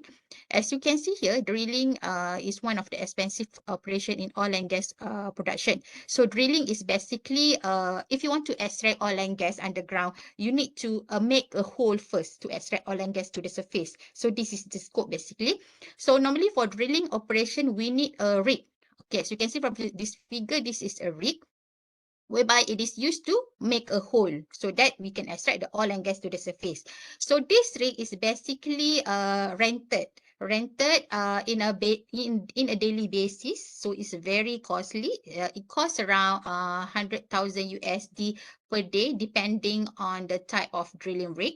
On the rig, on the drilling operation, there will be two monitoring system. One is on the rig side. This one will be monitored by the driller. Okay, and another one is monitor in the asset office by the operator or by the drilling services. So basically, the drilling optimization is done here at the asset office. So it will use the historical and real-time data from drilling operation. So the scope of this research basically to study the optimum drilling parameters so that we can reduce the drilling time and reduce the drilling cost. Okay. So the focus will be on the inefficient drilling zone for different loss zone in carbonate rock formation. Okay, so if you want to know more about this project, you can contact me personally later. Okay, so on the second vacancy is on the development of CEC reduced mud for improving interpretation of Shelly sandstone. So this work is basically on experimental basis, and you need to produce an empirical modeling using a suitable software. And the requirement would be a bachelor degree in engineering, in petroleum, oil and gas, chemical or electrical or equivalent degree with CGPA more than 3, and basic knowledge in clay chemistry and structure is preferable. So a brief overview of this project. As you can see here, this is the well logging data, whereby we do the logging to detect whether there is any hydrocarbon underground. Okay, as you can see here, the red color is detection of gas. Okay, so when there is a gas underground, normally it is stored under a rock. We call the rock as sandstone, because the sandstone has a very high porosity, so it is a very suitable rock to contain gas. So normally, if we do logging in a sandstone, it is very easy to detect gas. Okay, you can see here the red color is the gas and the resistivity is very high here. So what happened if we do logging in a shelly sandstone here, the below table, okay, even though this zone has gas, so but the detection here is very uh low. Sometimes we might misleading the detection of gas because of the presence of shale. Shale sandstone here. Shale is very conductive and it will reduce the resistivity of the log reading. So if you see on the log, the resistivity is very low here. Sometimes we might miss whether there is any gas here or not. Okay, so that's why the purpose of this research is actually to develop a novel CEC reducer additive in the water-based mud, so that we can improve the resistivity reading here. Then it might be easier to detect gas in this zone. Okay. So basically, you need to know the structure of the clay here, how it can interact with the water-based mud that will be developed, and the reading on the resistivity will be conducted lah in this research. Okay, so that is on second project. Okay, so if you are interested to fill these two posts, you might submit your CV and academic transcript to me, Dr. Arina, School of Chemical Engineering, and here is my email and here is my phone number. Okay, so feel free to contact me later. Thank you, everyone. So that's all from me. Okay, thank you, Dr. Arina. Okay, for those Okay. who are interested to the two posts just now, so you can contact Dr. Arina directly. The phone number and the email is already stated here. You can take notes for the further action. Okay, thank you, Doctor. Okay, thank you. Okay. Okay, so everyone, so this pitching session is very useful and expose you to current research opportunity. Okay, especially for those who are looking for the GRA, and also you are looking for the any types of ni lah kan, you punya apa funding and anything related to the expected research. Okay, now I call to Associate Prof. IR Dr. Nur Fitrah Abu Bakar, also from School of Chemical Engineering. She has two research related, which is self-driven micro, and also the second title is dissolution of nano encapsulated. Okay, please, Doctor. Assalamualaikum. Can you everyone see my slide? Yeah, sure, Doctor. All right, thank you very much. Okay, so in brief, my name is Nofitra Abu Bakar. So I belong to School of Chemical Engineering, and my research area is more on synthesis and applications of nanomaterials. Oops. Kenapa I tak boleh klik Sekejap. Um, share window or share screen, Doktor? I think I share, kejap ya. Share my meeting window ke share content? Meeting window? Meeting window, sekejap. Okay. Try. Saya pun tak sure sangat. Okay. So, So again, try I share my slide. Sorry, kenapa tak keluar eh? Hmm.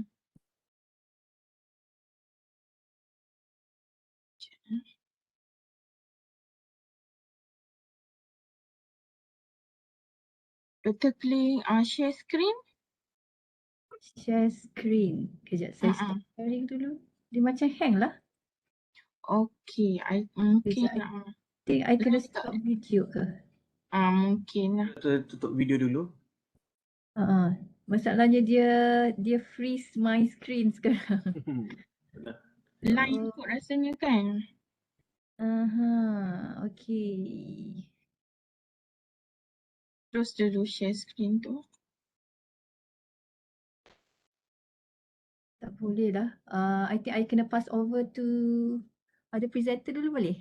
Sebab dia macam freeze everything. Oh, dekat laptop Even Hmm. dekat laptop pun. Oh, okay. Okay, I will come back to Dr. Nofitra later. Sorry. So, tak apa Doktor. Okay, next. Associate Professor IR Dr. Siti Syahwalia Idris from Chemical Engineering.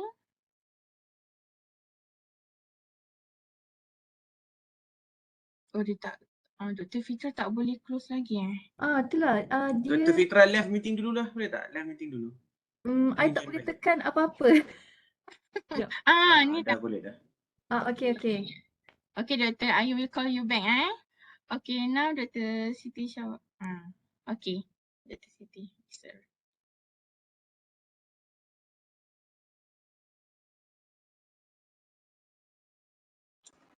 All hear me?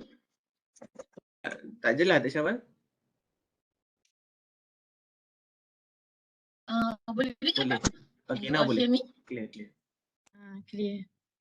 Yes. Okay. Alright. Here, I put this on full screen. I hope you can see my slide now. Can you see it? Yes, Doktor. Yep. Okay. Assalamualaikum warahmatullahi wabarakatuh. Terima kasih banyak-banyak. Thank you very much for the opportunity. Tak Syawal, tak jelas tak Syawal. Actually share the work that have. Well, my name is Siti Syahwalia Idris from the School of Chemical Engineering. So also the alumni. Hello. Hello, Doktor. Tak berapa clear lah.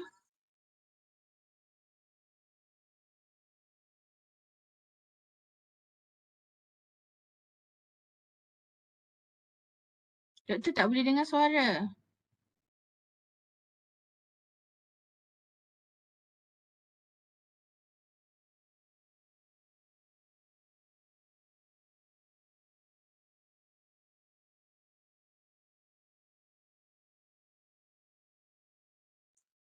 Dr. Fitra dah okey ke?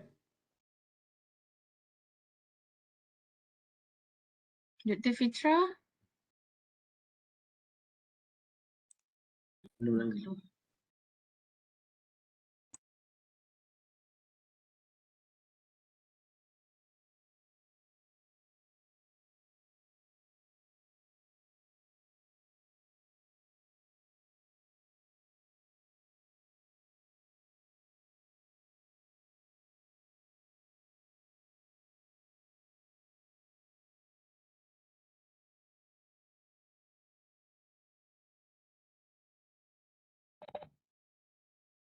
Assalamualaikum. Sorry, ada presentation Dr. Syawal ke? Dr. Syawal pun ada problem internet. Dr. Ya Fitra ke? boleh fit in ke? Alright, okay. Let me share.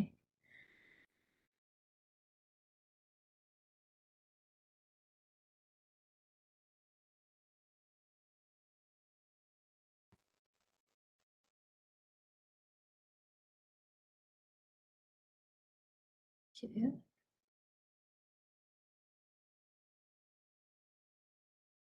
Oh, okay. Alright, nampak ke? Nampak Doktor. Right, okay.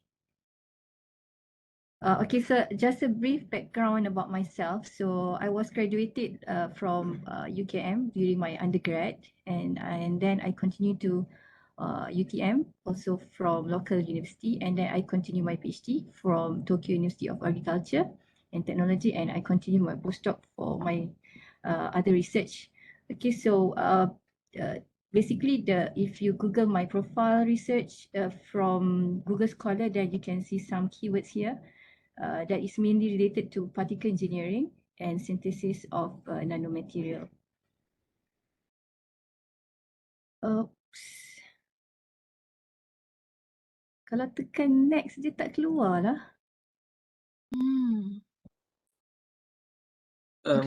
Doktor nak share slide dekat saya ke? I will share this slide on my side. Okay, okay. Kenapa Selalu tak ada masalah. Betul lah. Should I share content?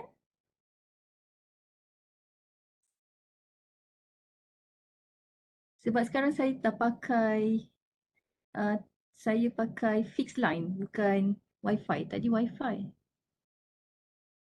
Ataupun I don't have to project my slide lah kot. If doktor nak share dengan saya slide dulu, nanti saya akan share on my side boleh ke? Nak cuba?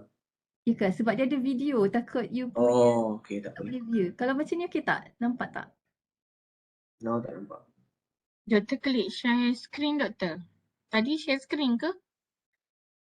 Tadi I think, sekejap ya. Share screen or application Oh, share screen. Alright, okay. Share screen or application, pergi sebelah tu ada screen one kan, ada dua screen, I pilih click screen lah. screen one kan? Okay, share. Sekejap ya. Then can share. Alright, okay. Sorry. Tapi masih tak, dia freeze lah bila nak Next slide. Tak apa Dr. Fitra, I think maybe just verbal, I think verbally would do as well. So just mention about your project and then expected applicant and then verbally tak apa kot. Sekejap ya. If I tak buat, sekejap ya.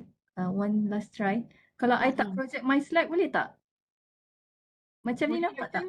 Boleh. I think yeah, it's large enough.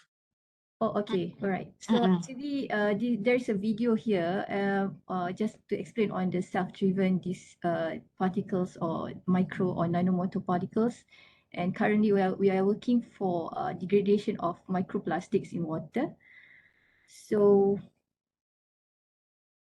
the motivation why we choose microplastics as the main study of the current research is because there are lots of pollutions where we can see now and lots of plastic usage in our environment, which at the end it end up at the marine area where all these fish and this marine organism is taking the microplastic which is degrade in the ocean. Okay, and we as human consume all these foods which is obtained also from the sea. And it was a breakthrough that people found microplastics in human blood for the first time, and it was declared this year. So that's one of the motivation why we go about this research. And this is my master students who are working on this project, and we just published last month. Sorry, yeah, I think last month on this research, and she is one of the also ex UITM student. So you can see the video at the down there this is where she managed to produce this photocatalyst for microplastics degradation. So she received a scholarship from this endowment UITM. So we are so lucky so that we have to think on the budget on the project only. And the other project is on the dissolution of nano-encapsulated nutrient drug. So we think of producing of what we call oral dispersible film. If you can see that or you have tried these Listerine pockets of film, which is normally used to clear the breath inside the mouth. So we are thinking of producing this nano-encapsulated drugs or nutrient for drug or nutrient delivery. But we want to focus first more on the dissolution study. So we try to mimic this tongue by using electronic tongue and using this equipment that we have in the lab. So those film we can produce also in our lab using this what we call as electrospinning technology. And this one can currently my undergrad student is working on, and I think if I can have a master or PhD students to work on this project, then it would be a fantastic outcome at the end. And it was started from our previous work, which is on glucose sensor. So I was thinking that glucose sensor is something that is already common in the world. So I'm thinking that if we can further extend the application to create such electronic tongue for sensing elements of dissolution study. So everyone is welcome to join our group. So currently I have like, these are my students. I think I have 4 main supervision of postgrad, and then another 7 co-supervision of the postgrad students. And I'm glad to share that one of my students who is GOT and also received the award of Best Student Award for 2020, which is this student from Sri Lankan. And then he also received this endowment scholarship to continue his PhD study. So yes, I welcome anyone who are motivated to join our group in doing research together. So if you are interested, you can contact me, or you can browse my Google Scholar profile, or you can just email me. Okay, so that's all. Thank you.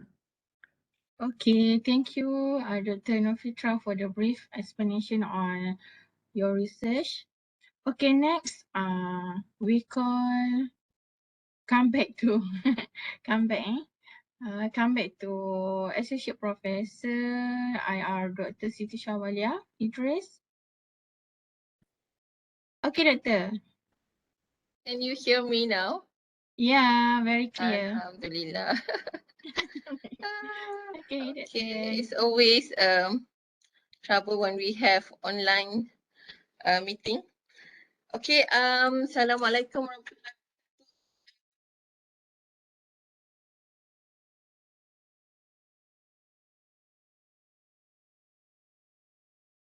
Sorry, Doctor, we can't hear you.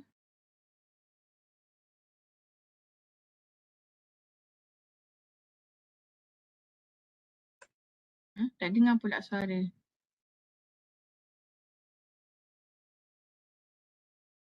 You mute yourself, I think.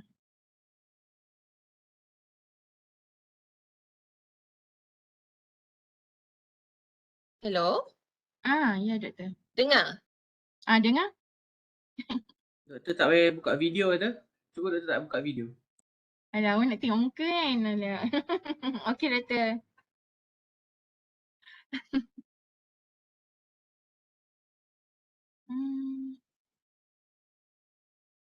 Still tak dengar suara lah.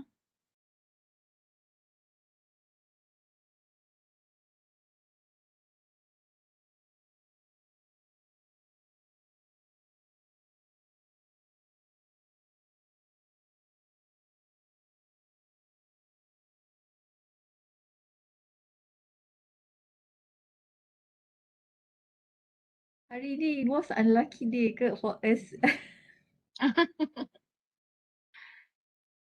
Okay, still cannot hear ya. Maybe we can go to the next person, next researcher. Okay, since we try to waiting for Dr. Siti Shawala to fixing everything. So I call Associate Professor Dr. Tan Hui Ling, also from the Chemical Engineering School.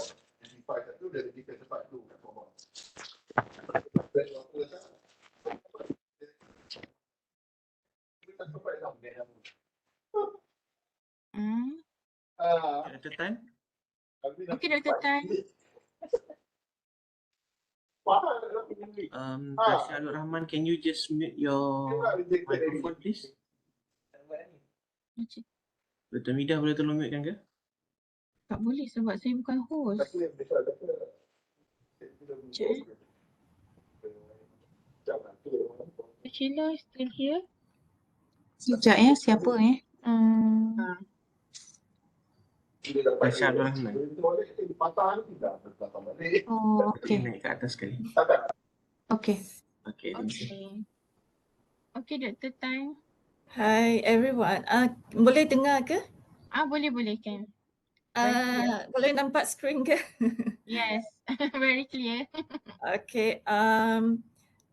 Good morning everyone. Saya Dr. Tan Hui Ling from the Chemical Engineering. I would like to thank you, the Postgraduate Office, for organizing this pitching session. I think this is a very good opportunity for us to meet the potential students who might be interested to embark their research journey. So my work is mainly on the nanomaterials and also focusing on the biomass-derived carbon materials, and also I also work on a bit on the wastewater treatment. So I have this project, okay, with the title of the CDS zinc oxide microsphere for photocatalytic solar-driven removal of antibiotics from aquaculture effluents. So Malaysia is one of the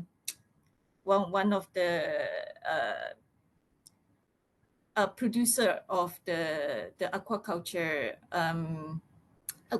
producer, like the fish or shrimps. And many times during that production, antibiotic is used as apart from the feedstock. Okay, they use it to prevent these animals from getting sick.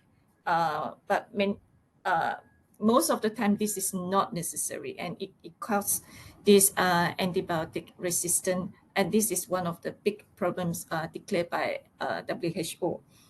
So in this project, we would like to use this microsphere zinc oxide, modified using the carbon dots, and then we use it as a photocatalyst to remove the antibiotics using the solar energy. So this work will aims to use the multi-band like active carbon dots as the modifier, and then to synthesize the microsphere composite series, and then with the large surface area to expand the zinc oxide work spectrum so that it can be worked under the light, visible light. So if you would like to know more about this work, feel free to contact me. So I'm looking for the students with the MSc or the bachelor degree, okay, with the CGPA of more than 3. So any educational background in chemical engineering or mechanical engineering, even in plus size, I'm not sure if there's any students outside the college engineering. So if you are, feel free to speak to me. Okay, so those students that are interested and you're committed in research and willing to learn new lab techniques, and if you have good writing skills, you are very much welcome. So this project is funded, okay, by FRGS, the Ministry of Higher Education of Malaysia. So the monthly remuneration will be provided to the right candidate. So please feel free to contact me if you're interested. So you can see my contact details here, my phone number, and also my email address. Thank you very much. Okay, thank you, Dr. Tan, for your sharing today. Most welcome. Okay. Okay, thank you, Doctor. So we go to the next session by if Dr. Siti is around. Assalamualaikum. Can you hear me this time? Yes, we can hear you. Okay, let me see if I can share my slide for the third time. Lepas ni I tak nak share dah lah. Alah, kesian pula. Al. Okay, can you see my slide screen now? Yeah, Doctor. Yeah. Okay. Again, I would like to say thank you to UiTM, College Kejuruteraan for inviting or giving us the opportunity to share our research interests. So my name is Siti Shawalia Idris. I'm also the alumni of UiTM. I did my PhD in UiTM in biomass energy, and it actually helps me to grow the research in the area. Okay, so I basically lean towards the process engineering, focusing on microwave technology, particularly on pyrolysis in converting waste into wealth and energy, basically. Right. So I just want to move on to some of the projects that we are looking for students, postgrad students. This is on the mobile incinerator. It's actually a collaboration work with a company, ISM, and also University of Telkom, whereby we have a mobile unit incinerator in located in PKA. If you have ever been in PKA, so what we want to do is that we want to really understand the techno-economic sustainability assessment of this mobile incinerator for waste disposal in Malaysia. So it's of this moment, this is the first mobile incinerator unit, and therefore we need to really understand its behavior, how the different types of waste, how the effluents, the solid, the liquid, and also the gas emissions behaves differently with the different type of waste, and also other parameters of variation. And therefore, we are going to look into the decision making into the usefulness of this technology by taking into consideration the techno-economic and also sustainability. Okay, because currently we are looking into the sustainability. We are talking about the carbon footprint. So whether or not this system is benefiting for the whole industry lah. Okay, so that's one of the project that I'm looking for. And then another one is a project on, because my basic is in microwave technology. So at this moment, I've converted food waste into biochar, which currently I have students to convert that biochar into charcoal briquette. Okay, so now I'm trying to extend its application of these carbon materials into biographene. So using the microwave technology. Okay, so we want to see with this variation of the food waste that we have, and also the variation of the process parameters that we have in microwave, how does that affect on the characteristic of the biochar, the graphite, and the biographene produced from the system, and also from that different type of food waste. Okay, we would like to see the structural evolution of the food waste to biographene, because biochar is an amorphous carbon materials, and we would like to see how does the process that we had can actually evolve a structure into the biographene. So with this, we have the student will have to work on the what we call that bench scale microwave, and we also have this pilot scale microwave, which can process about 20 kilo of feed. Okay, but at this moment, we are focusing on the bench case first, and later on we'll see how the bigger scale can be used to produce the biographene. Okay, next project, this one is actually I would say a community project initially, but I think it gives how to say impact to us lah. Okay, in terms of at this moment,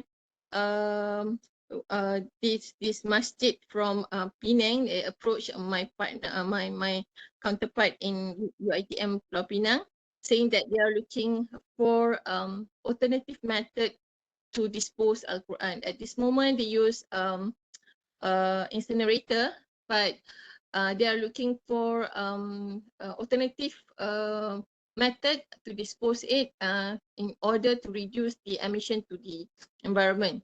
So on top of that, we are looking into how that's why we are proposing into using this microwave technique. And at this moment, we are looking into if we have the char, how can we use the carbon material that we have in a circular economy within the Quran industry. So at least we can ensure that the Quran is dijagalah dia punya apa ni kan. Okay, so for that matter, looking for students to work on formulating this printing toner using this carbon materials derived from the used Quran, using this microwave conversion technique. So we'll see how does that carbon material characteristic changes with perhaps different types of because all this Quran, they have different types of papers, so we'd like to see how that will change its characteristic and how the formulation would be lah. Okay, so I think that's pretty much the project that I'm looking for, but I also have other projects not limited to that, but also surrounded with this microparalysis. So you guys students who are interested, you are welcome to come forward and discuss with me on whichever project that you are interested in. So I think that's all from me. Thank you very much, and I'm very sorry for all this technical glitch that we had today, unfortunately for me and Dr. Fitra just now. Thank you very much. Assalamualaikum warahmatullahi wabarakatuh. Bye. Okay, Waalaikumsalam. Thank you, Doctor. Okay, so our student, for those who are interested, you can snap the information given just now. Okay, we go to the next session, which is the pitching by Dr. Nur Azlan Hashim from Electrical Engineering.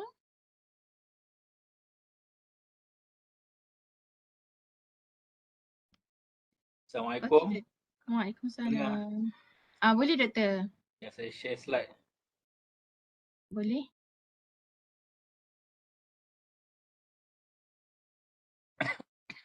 Okay. Ini yang sempat saya buat lah. Last minute buat. Memang first time lah. Supervise sudah master lah kalau dapat. So tajuk ni daripada research FRGS lah yang baru ni. Tajuk dia Formulating an Intelligence PSO Based MPPT Algorithm for PV Systems under Severe Environmental Conditions in accordance with EN 50530. So requirement standard kena enroll sebagai inilah master student full time. Ni boleh baca lah. Tapi untuk projek ni dia punya skill yang perlu ada kena tahu MATLAB lah, MATLAB Simulink. Okay, allowance standard. Siapa minat boleh contact kat sini lah. Saya tunjuk. So ni basic overview PV system. Kalau tengok kat sini overall system ni consist of PV array, converter, inverter, grid ataupun DC load lah. So saya punya project fokus kepada fokus kepada DC to DC only. DC to DC komputer lah, dia tak sambung pada grid. So dalam projek ni kita ada simulation dengan hardware lah, hardware verification lah. Simulation pakai MATLAB, hardware kena masuk lab pakai Chroma dan DSpace lah. Okay, ni template dia untuk apa ni, simulation. Ni expected result dia macam ni lah lebih kurang. Ini hardware setup. Ini contohnya expected result. So kalau potential student tu dia akan base kat lab ni lah. Power and Energy with Artificial Intelligence Research Lab. So dalam lab ni dia punya equipment semua lengkap lah. InsyaAllah. Sini ada Chroma. Ini. Kemudian dekat luar lab ni ada bilik untuk student study lah.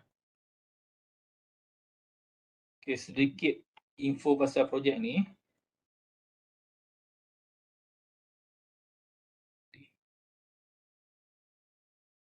Okay, daripada tajuk PSO. Jadi fokus projek ni adalah PSO lah. Kita nak develop new technique, new MPPT technique based on PSO lah, particle swarm optimization.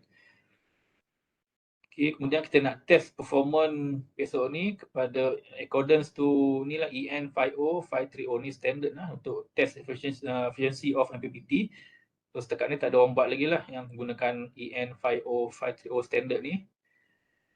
So kita nak develop new method supaya dapat detect environmental changes, contoh partial shading, step change dan sebagainya lah. Kemudian respon supaya dia nak extract maximum power daripada array ni lah. Okay, nak extract maximum power daripada array kepada load lah. Itu basic dia punya projek ni. So kalau nak tahu lebih lanjut, boleh contact lah. Sebenarnya projek ni sambungan daripada PhD projek sajalah. Saya baru dapat send letter bulan Februari lepas, baru lagi. So dari segi template ni semua dah ada, template simulation ni semua dah ada. Kamu sambung saja yang ikut dia punya proposal ni lah. Proposal FIGS ni ada sambungan dia. Jadi pada pendapat saya, tempoh untuk complete projek dalam setahun setengah lah. Setahun setengah boleh complete sebenarnya. Kalau kamu mahir writing kan, cepatlah. Okay, untuk hardware kena masuk lab. Komponen semua kita akan belilah. Okay, kita akan beli.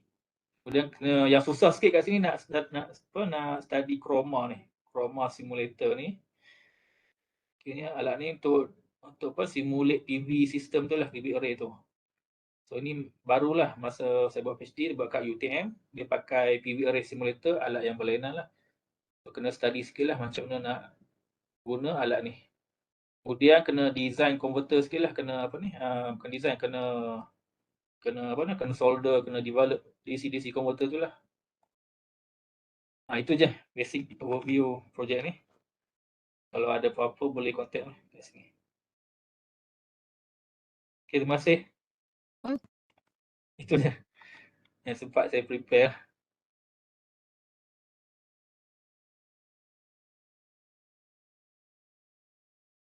Okay, thank you Dr. Nur Azlan sharing on the latest ni daripada FRGS baru lepas ni, hangat-hangat lagi ni. Okay, thank you Dr. Sama. So for those yang interested, especially for electrical student, can contact Dr. Nur Azlan later on.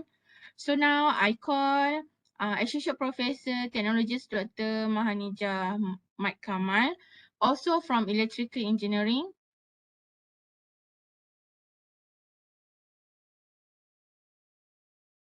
Okay, Doctor.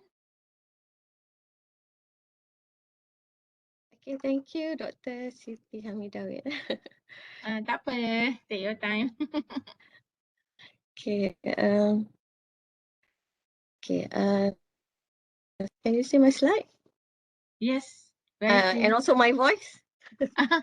Ya, Doctor, boleh. Okay, Assalamualaikum warahmatullahi wabarakatuh and a very good morning to everyone. Okay, so firstly I would like to thanks to College of Engineering for having this session, which is, I think this is very benefit to us, especially for those yang looking for potential postgraduates. Okay, so Alhamdulillah, this morning I would like to share with everyone, okay, a very simple project on the, as you can see, the title itself. So basically, this is a very, how you say it, slightly baru je prepare pagi tadi, panas juga ni. Okay, so this is my first time doing the pitching to PG students. Okay, so hopefully after this, if you have any question or anything, you can just contact me. Okay, so basically the title research project will be on the modeling of battery management systems.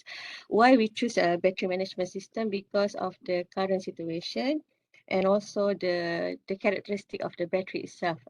It can store energy, okay?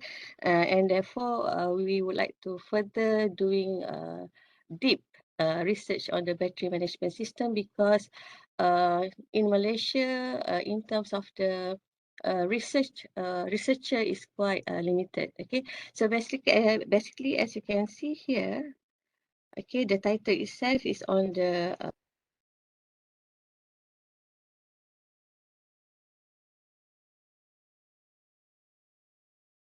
Doctor?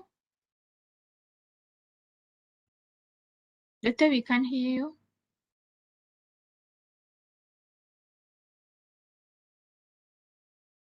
Sorry, Doctor.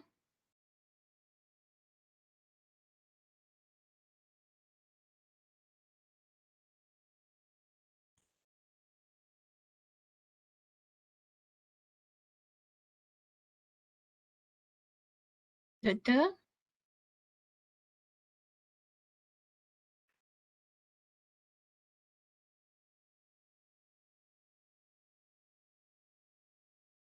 Okay. Actually, she has some technical problem regarding to the laptop. Um,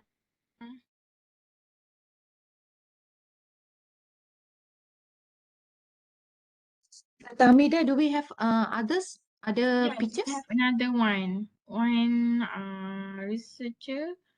Maybe we can proceed to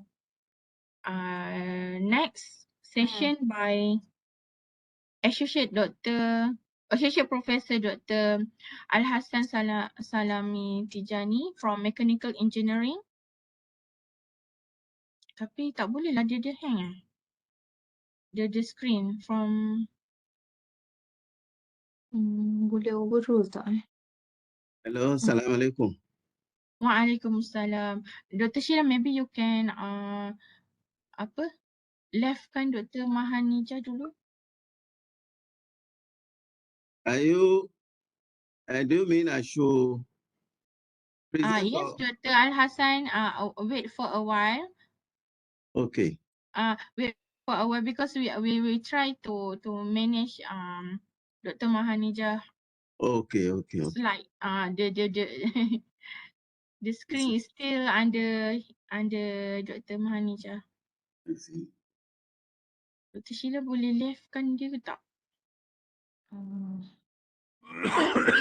Move to stage. Move to stage Nanti minta Dr. Mahanija masuk balik. Okay. Okay, Dr. Hassan, you can share your pitching now. Okay, so wait.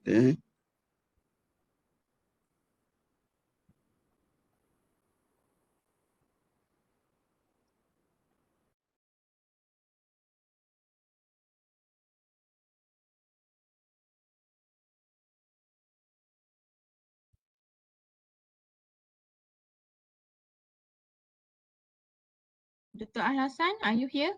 Yes. Okay. You need to click share screen Okay, just wait. if you have slide. If not, you can sharing verbally. Okay. So basically, I do not have not prepared any slide for this, but and I'll share the titles that I have listed in the what do you call in the Excel sheet. Oh, Let okay. me see. Share. Where is the sharing? Okay, I've seen the share tab. Yeah, share below, the button share below. Okay, I've seen.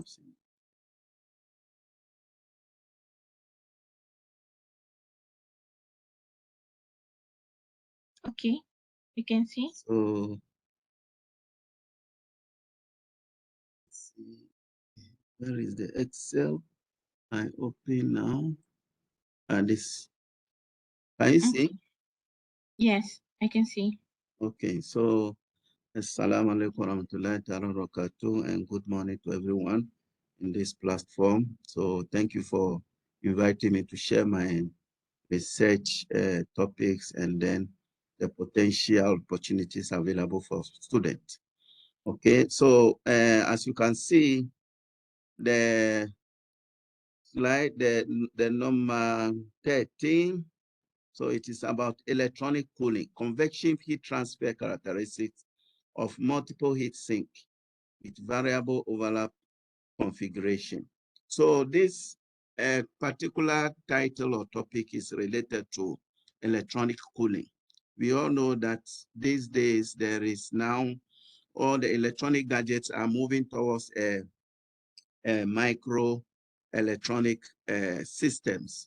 Okay, so and because of this, there is an enormous, what do you call it, problem related to heat management.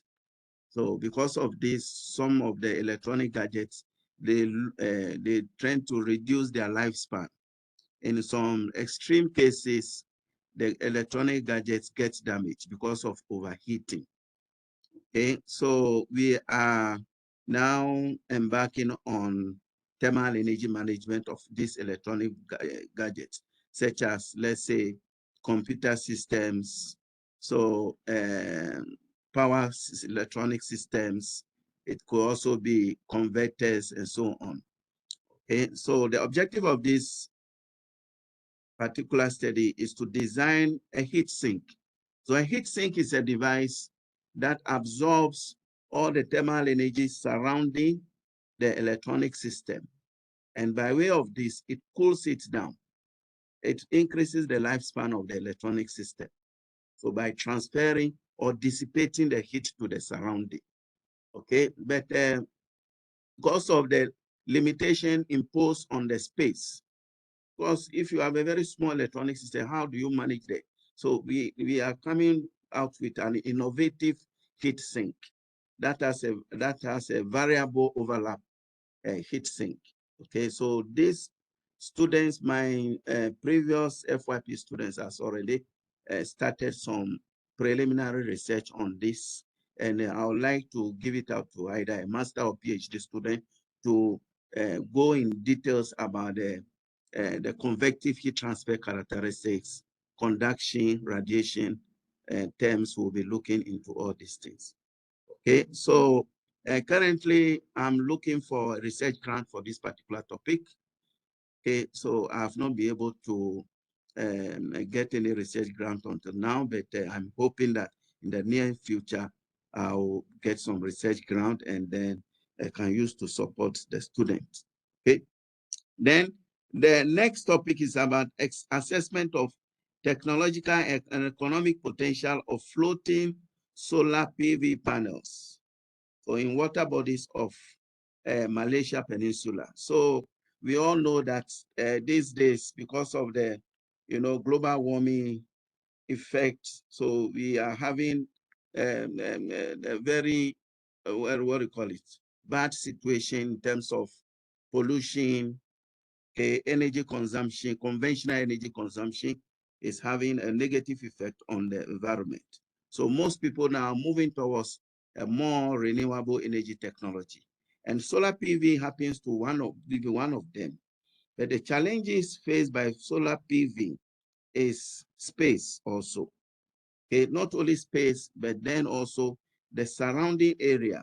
So if there is too much dust in that particular area, it reduces the lifespan of the solar PV.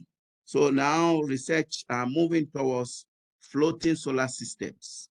Floating solar systems means you install your solar PV panels on surface of water bodies. It could be a lake or a pond or a stagnant water, something like that. Okay, so that is the way the trend, the way the technology is moving these days.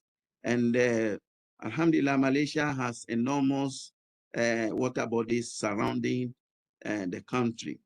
Okay, so we want to take advantage of this opportunity to assess, make some preliminary assessment on the potential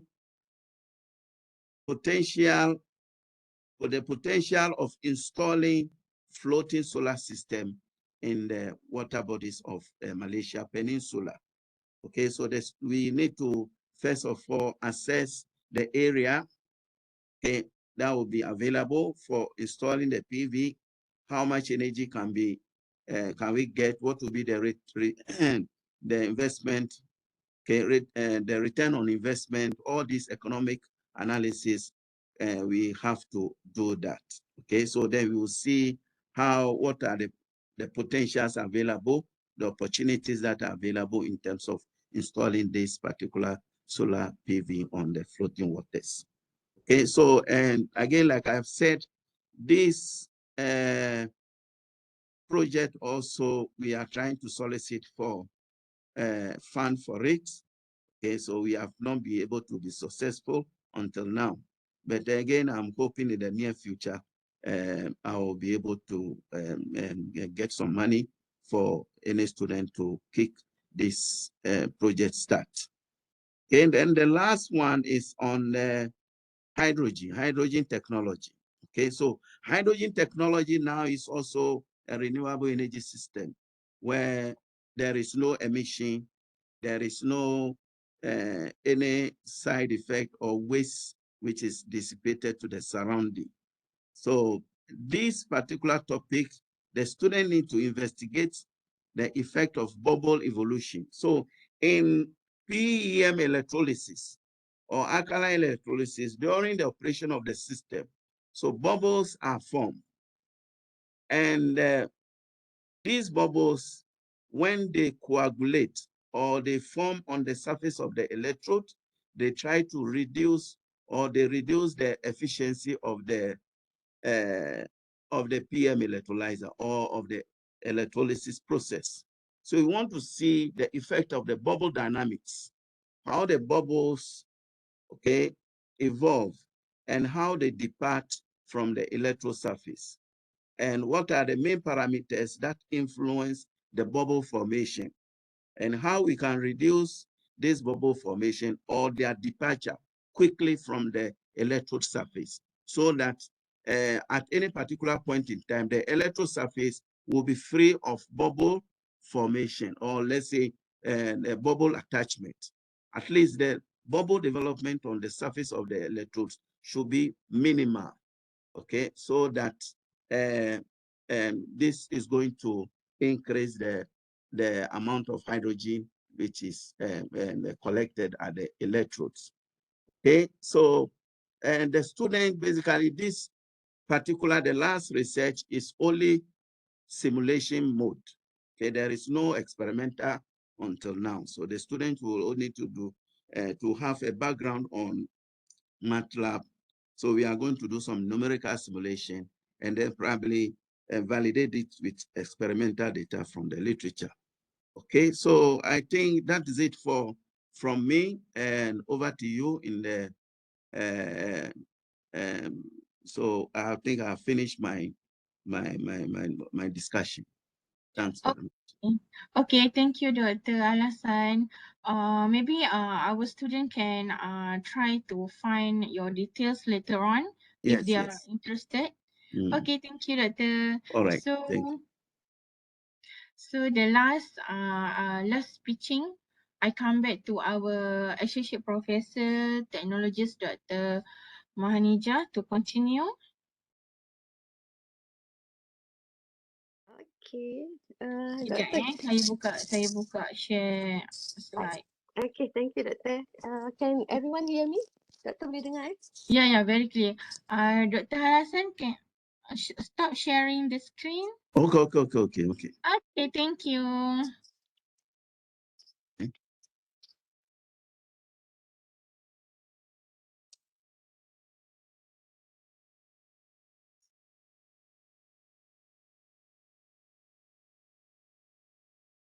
Is still here?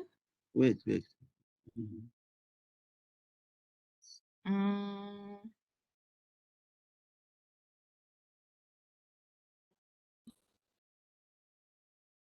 Dr. Mida can just start sharing je, nanti dia akan overlap. Oh, ya ke? Ya, saya. Okay.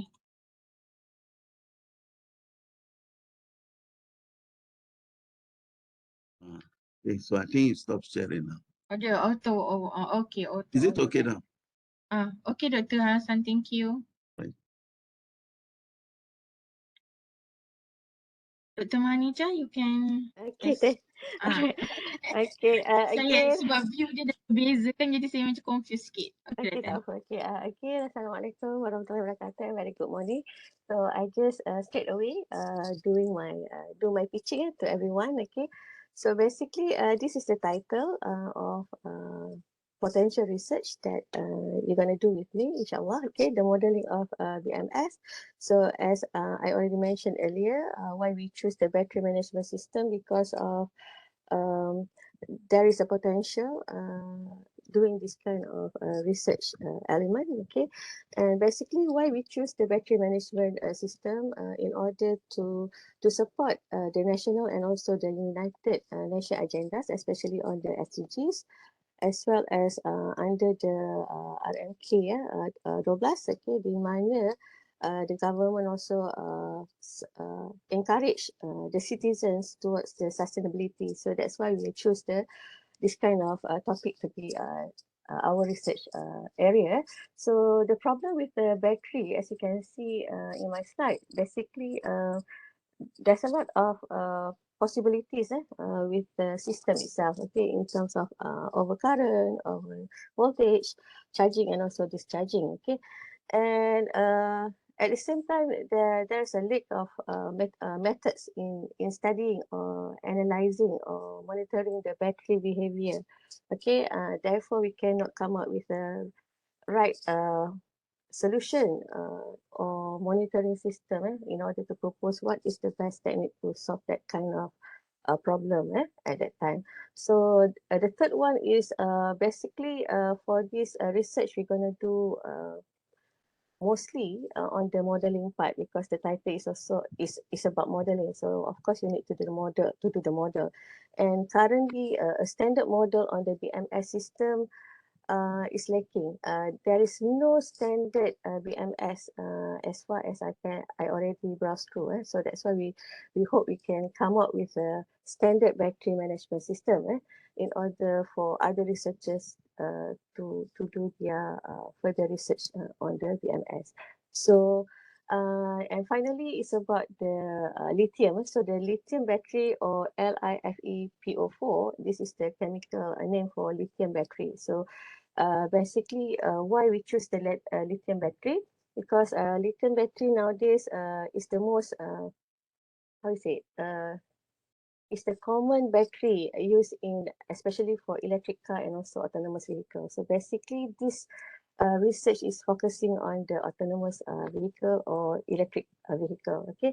And therefore, by having this kind of problem, we propose to do an intelligent modeling of BMS using the deep learning technique and also Kalman filter, okay.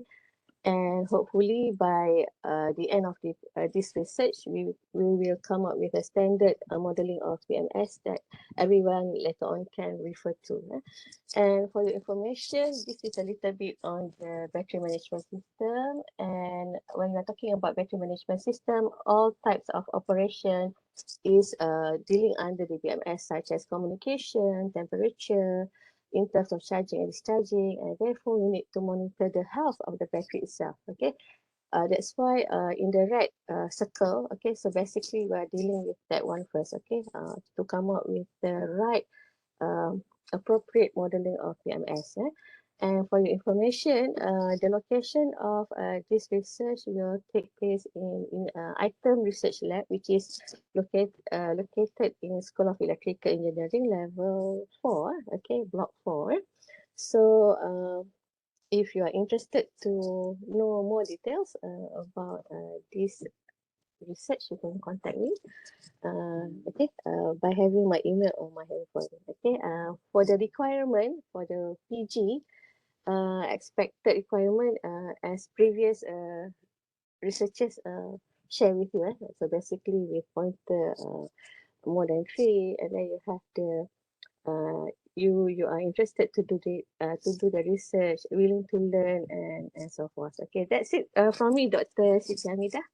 Anything, Okay. if anyone interested, you can just contact me. Thank you for the opportunity. Thank you, everyone. Assalamualaikum and thank you again. Waalaikumsalam. Okay, thank you, Doctor.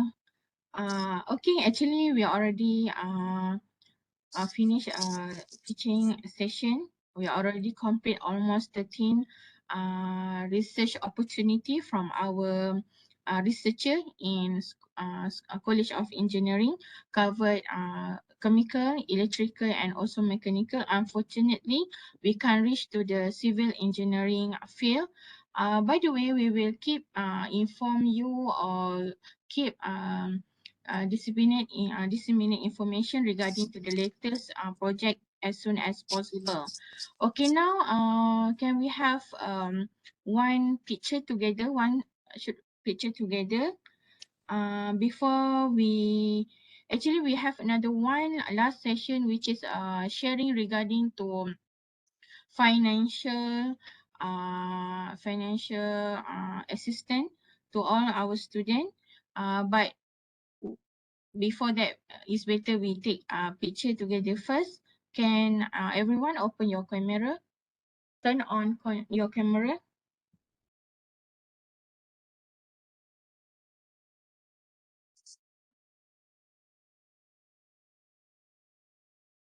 Who will be taking the picture, Dr. Shafiq ke?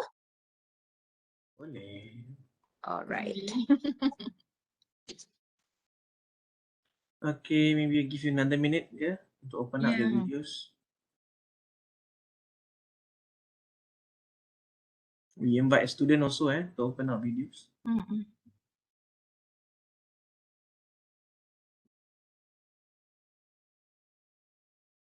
Okay, ready Ready.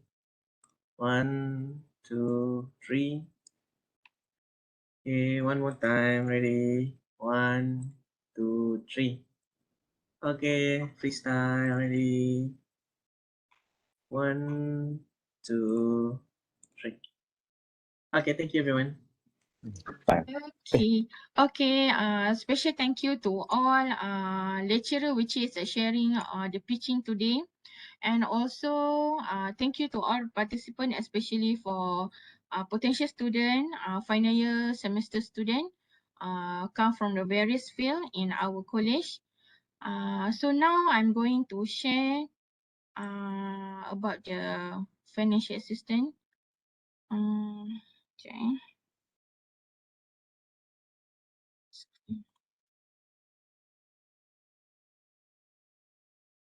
Sorry.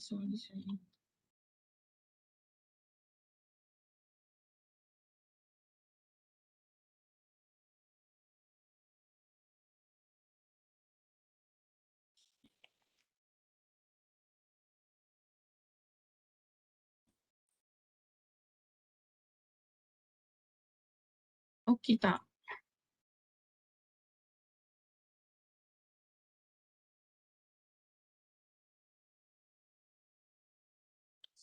Tak Dengar dengar. tak?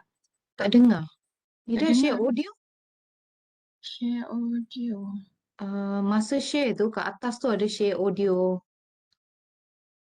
Masa tekan share tu atas tu ada share computer audio. Kau tak silap.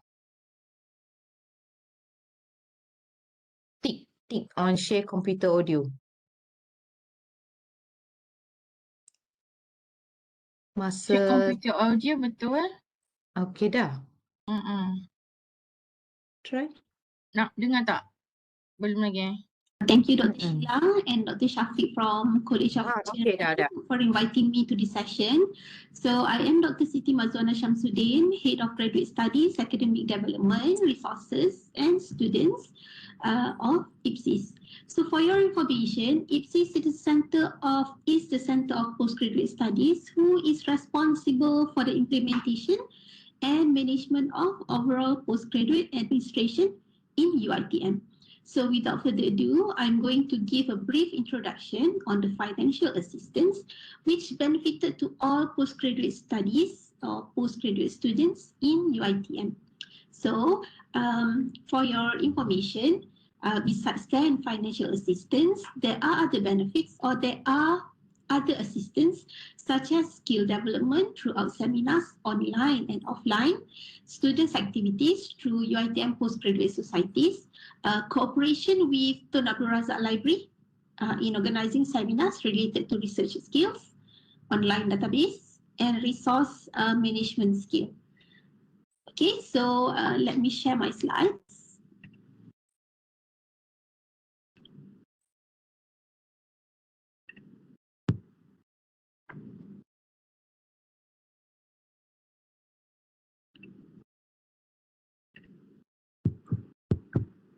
So this is my department, academic development, resources and students. Okay, so this is my team. Okay, this is my team, led by me and assisted by Madam Zuraini Muhammad Idris. She is a senior assistant registrar, and Madam Nurul Akmal Abdul Rahim, the executive officer, as well as Madam Huzaima A. Rahman, which is clerk for academic development, resources and student unit. Okay, so what we can do for you in terms of financial support. Okay, in UiTM, we have 3 financial supports besides the scholarships. Okay, we have 3 financial supports, which is we call it first Dana Sokongan Journal. Okay, this is Journal Support Fund, and we have Dana Sokongan Conference Support Fund if you want to attend any conference. Okay, so another one, we have one special scheme we call Scheme Pembantu Pengajaran Pasca Siswazah UiTM, or we call it UPTA. Okay, so I'm going to introduce you one by one. Okay, in UiTM, we have one scheme called UPTA, UiTM Postgraduate Teaching Assistance. Okay, this scheme actually provides opportunities for students to develop scholarships through the development of professional skills with working experience as a teaching assistant. So what you can do, as an UPTA, you can act as a tutor, demonstrator in conducting practical classes, tutorials, studio or laboratory classes. Okay, you can help in preparing teaching materials for blended learning, or you also can help organizing workshops, seminars for undergraduates or master students. Okay. So we pay you RM25 per hour, but maximum you can work for 6 hours only per week. Okay, maximum 6 hours per week, and we pay only for 14 weeks. Okay, this is according to the academic calendar. Okay, application is open before commencement of each semester, and you can apply through our website. Selection will be made by the faculty. So, how do you know that you are eligible to apply? First, you must be a full-time master's or PhD degree students. Okay, full-time master's or PhD students. And you do not receive any financial assistance or scholarships, and you have a good CGPA. For master program, you have at least CGPA 3.0 during your degree. Okay, or if you are research students, especially for PhD candidate, you have to obtain a good performance during your masters. Okay, and if you meet the selection criteria, you will be contacted by IPSIS or by the faculty to let you know that you are successfully selected. Okay. And then we have Journal Support Fund. So what is Journal Support Fund? Journal Support Fund is one kind of financial support that UiTM prepare for students to publish in a reputable journal. Okay, if you want to know, for Master by Research, you have to have one published article, or you have to have one publication. Okay, And for master student, for PhD students, you have to have 2 publications. So to publish in the journal, the price will be around 1,000 to 1,500 ringgit. Sometimes it can be more. So if you don't have enough fund, you can apply to IPSIS, okay? And we pay you around 1,500 ringgit per article, okay? Per article, okay? But if you want to apply for General Support Fund, you have to be an active student, meaning that you are not on cuti khas, you are not in status tangguh. Okay, you have to be an active student. This is for full-time student only. Okay, for masters for research only. But PhD, okay, pursue a full-time master's degree by research or PhD by coursework, mixed mode or research. Okay, you don't accept any or you don't have any scholarship support. Okay, then we can pay you for 1,500 ringgit for a single article. Okay, so if you are a part-time student, okay, I'm sorry, at the moment, you are not eligible to apply for General Support Fund. Okay, to apply, actually you can browse our website and there will be a form that you need to fill in. Wait for approval, and then you are about to go, submit to the journal, and we will pay you. Okay. So this is the terms and conditions, as I said before. You are an active full-time student, so master only by research, PhD in any mode, either research, coursework, or mixed mode. You do not receive any sponsorship, scholarship, or financial support. Okay, you are not in study leave. Okay, you are not in study leave, and those journals are a Scopus, WOS, ERA, or My Site Index journal. Okay. How much we will pay you? We will pay around 1,500 ringgit. This is for publication and proofreading fees. How you want to apply? You can download from IPSIS website. What you have to accompany with your application form, your journal brochure or information, acceptance letter from the journal publisher, proof of journals indexing, paper ready for publication. Okay, you can email to pasp@uitm.edu.my. Okay, I would like to highlight that the General Support Fund is a reimbursement basis where you have to apply, approve, pay, publish, and claim.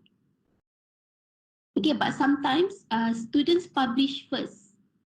Then you can, that one we allow also, after you publish, you can send your proof, which the paper has been published, print it out and fill in the form. We also can pay you. Okay, submit a journal form within 14 days of publication, and then you need to accompany a few attachments, and then wait for approval letter, and we'll pay you after that. Okay. So another support fund for financial, which we call Conference Support Fund. So this is also applicable only to active full-time students, not receive any scholarships or sponsorships. All mode of studies are allowed. Whether you are a coursework, a research, a mixed mode students, you are allowed as long as these 2 criteria is met. Okay, not in full pay study leave and present full paper only at index conference. We do not accept poster presentation or abstract presentation only. We only accept full paper. Okay. So for master student, you can present or you can get support or you can get a fund for 1 paper presentation, locally or abroad conference. Okay, locally or overseas conference. And for PhD students, we can pay up to 2 conferences one local or one overseas, or two local. Okay, how much we pay? 1,000 ringgit for local conference, 1,500 ringgit for international conference. Okay. So how to apply? Okay, this is quite, you have to pay attention. Okay. Before you go to the conference, you have to apply for the approval first. Okay, you can get the form from IPSIS website, attach all the supporting documents, and then submit 1 month before the conference date. Then you will get the approval letter from IPSIS. You attend the conference, then you can claim. Okay, claim here, you need to fill in a report. Okay, a report form, a conference report form, and attach original copy of relevant receipts, copy of approval letter from IPSIS, as well your attendance certificate. Then we can pay you. Okay. So besides then financial supports in terms of journal, conference, UPTA, we do offer scholarships. Okay, we call it UITM endowment scholarships. Okay, these endowment scholarships actually open once a year. Okay, once a year.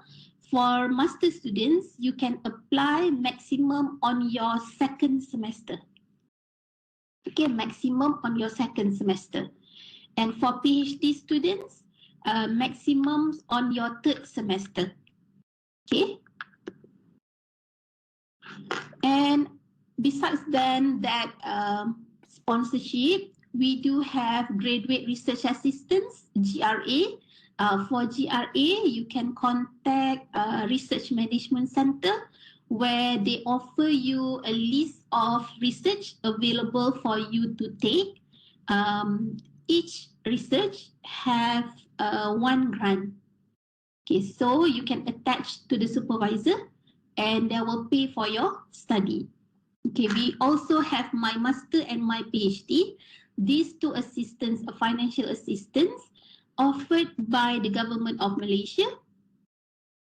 Okay, we do also have Malaysia International Scholarship. This is applicable for only international applicants only or international students only. Besides that, the ever popular PTPTN. We also have Maybank Education Loan together with Yayasan Bank Rakyat and MARA. Okay. So if you have any questions or you want further information, you can always contact us at pasp@uitm.edu.my. So I wish you all good luck and I hope to see you soon as a postgraduate students in UITM. Okay, bye. Thank you.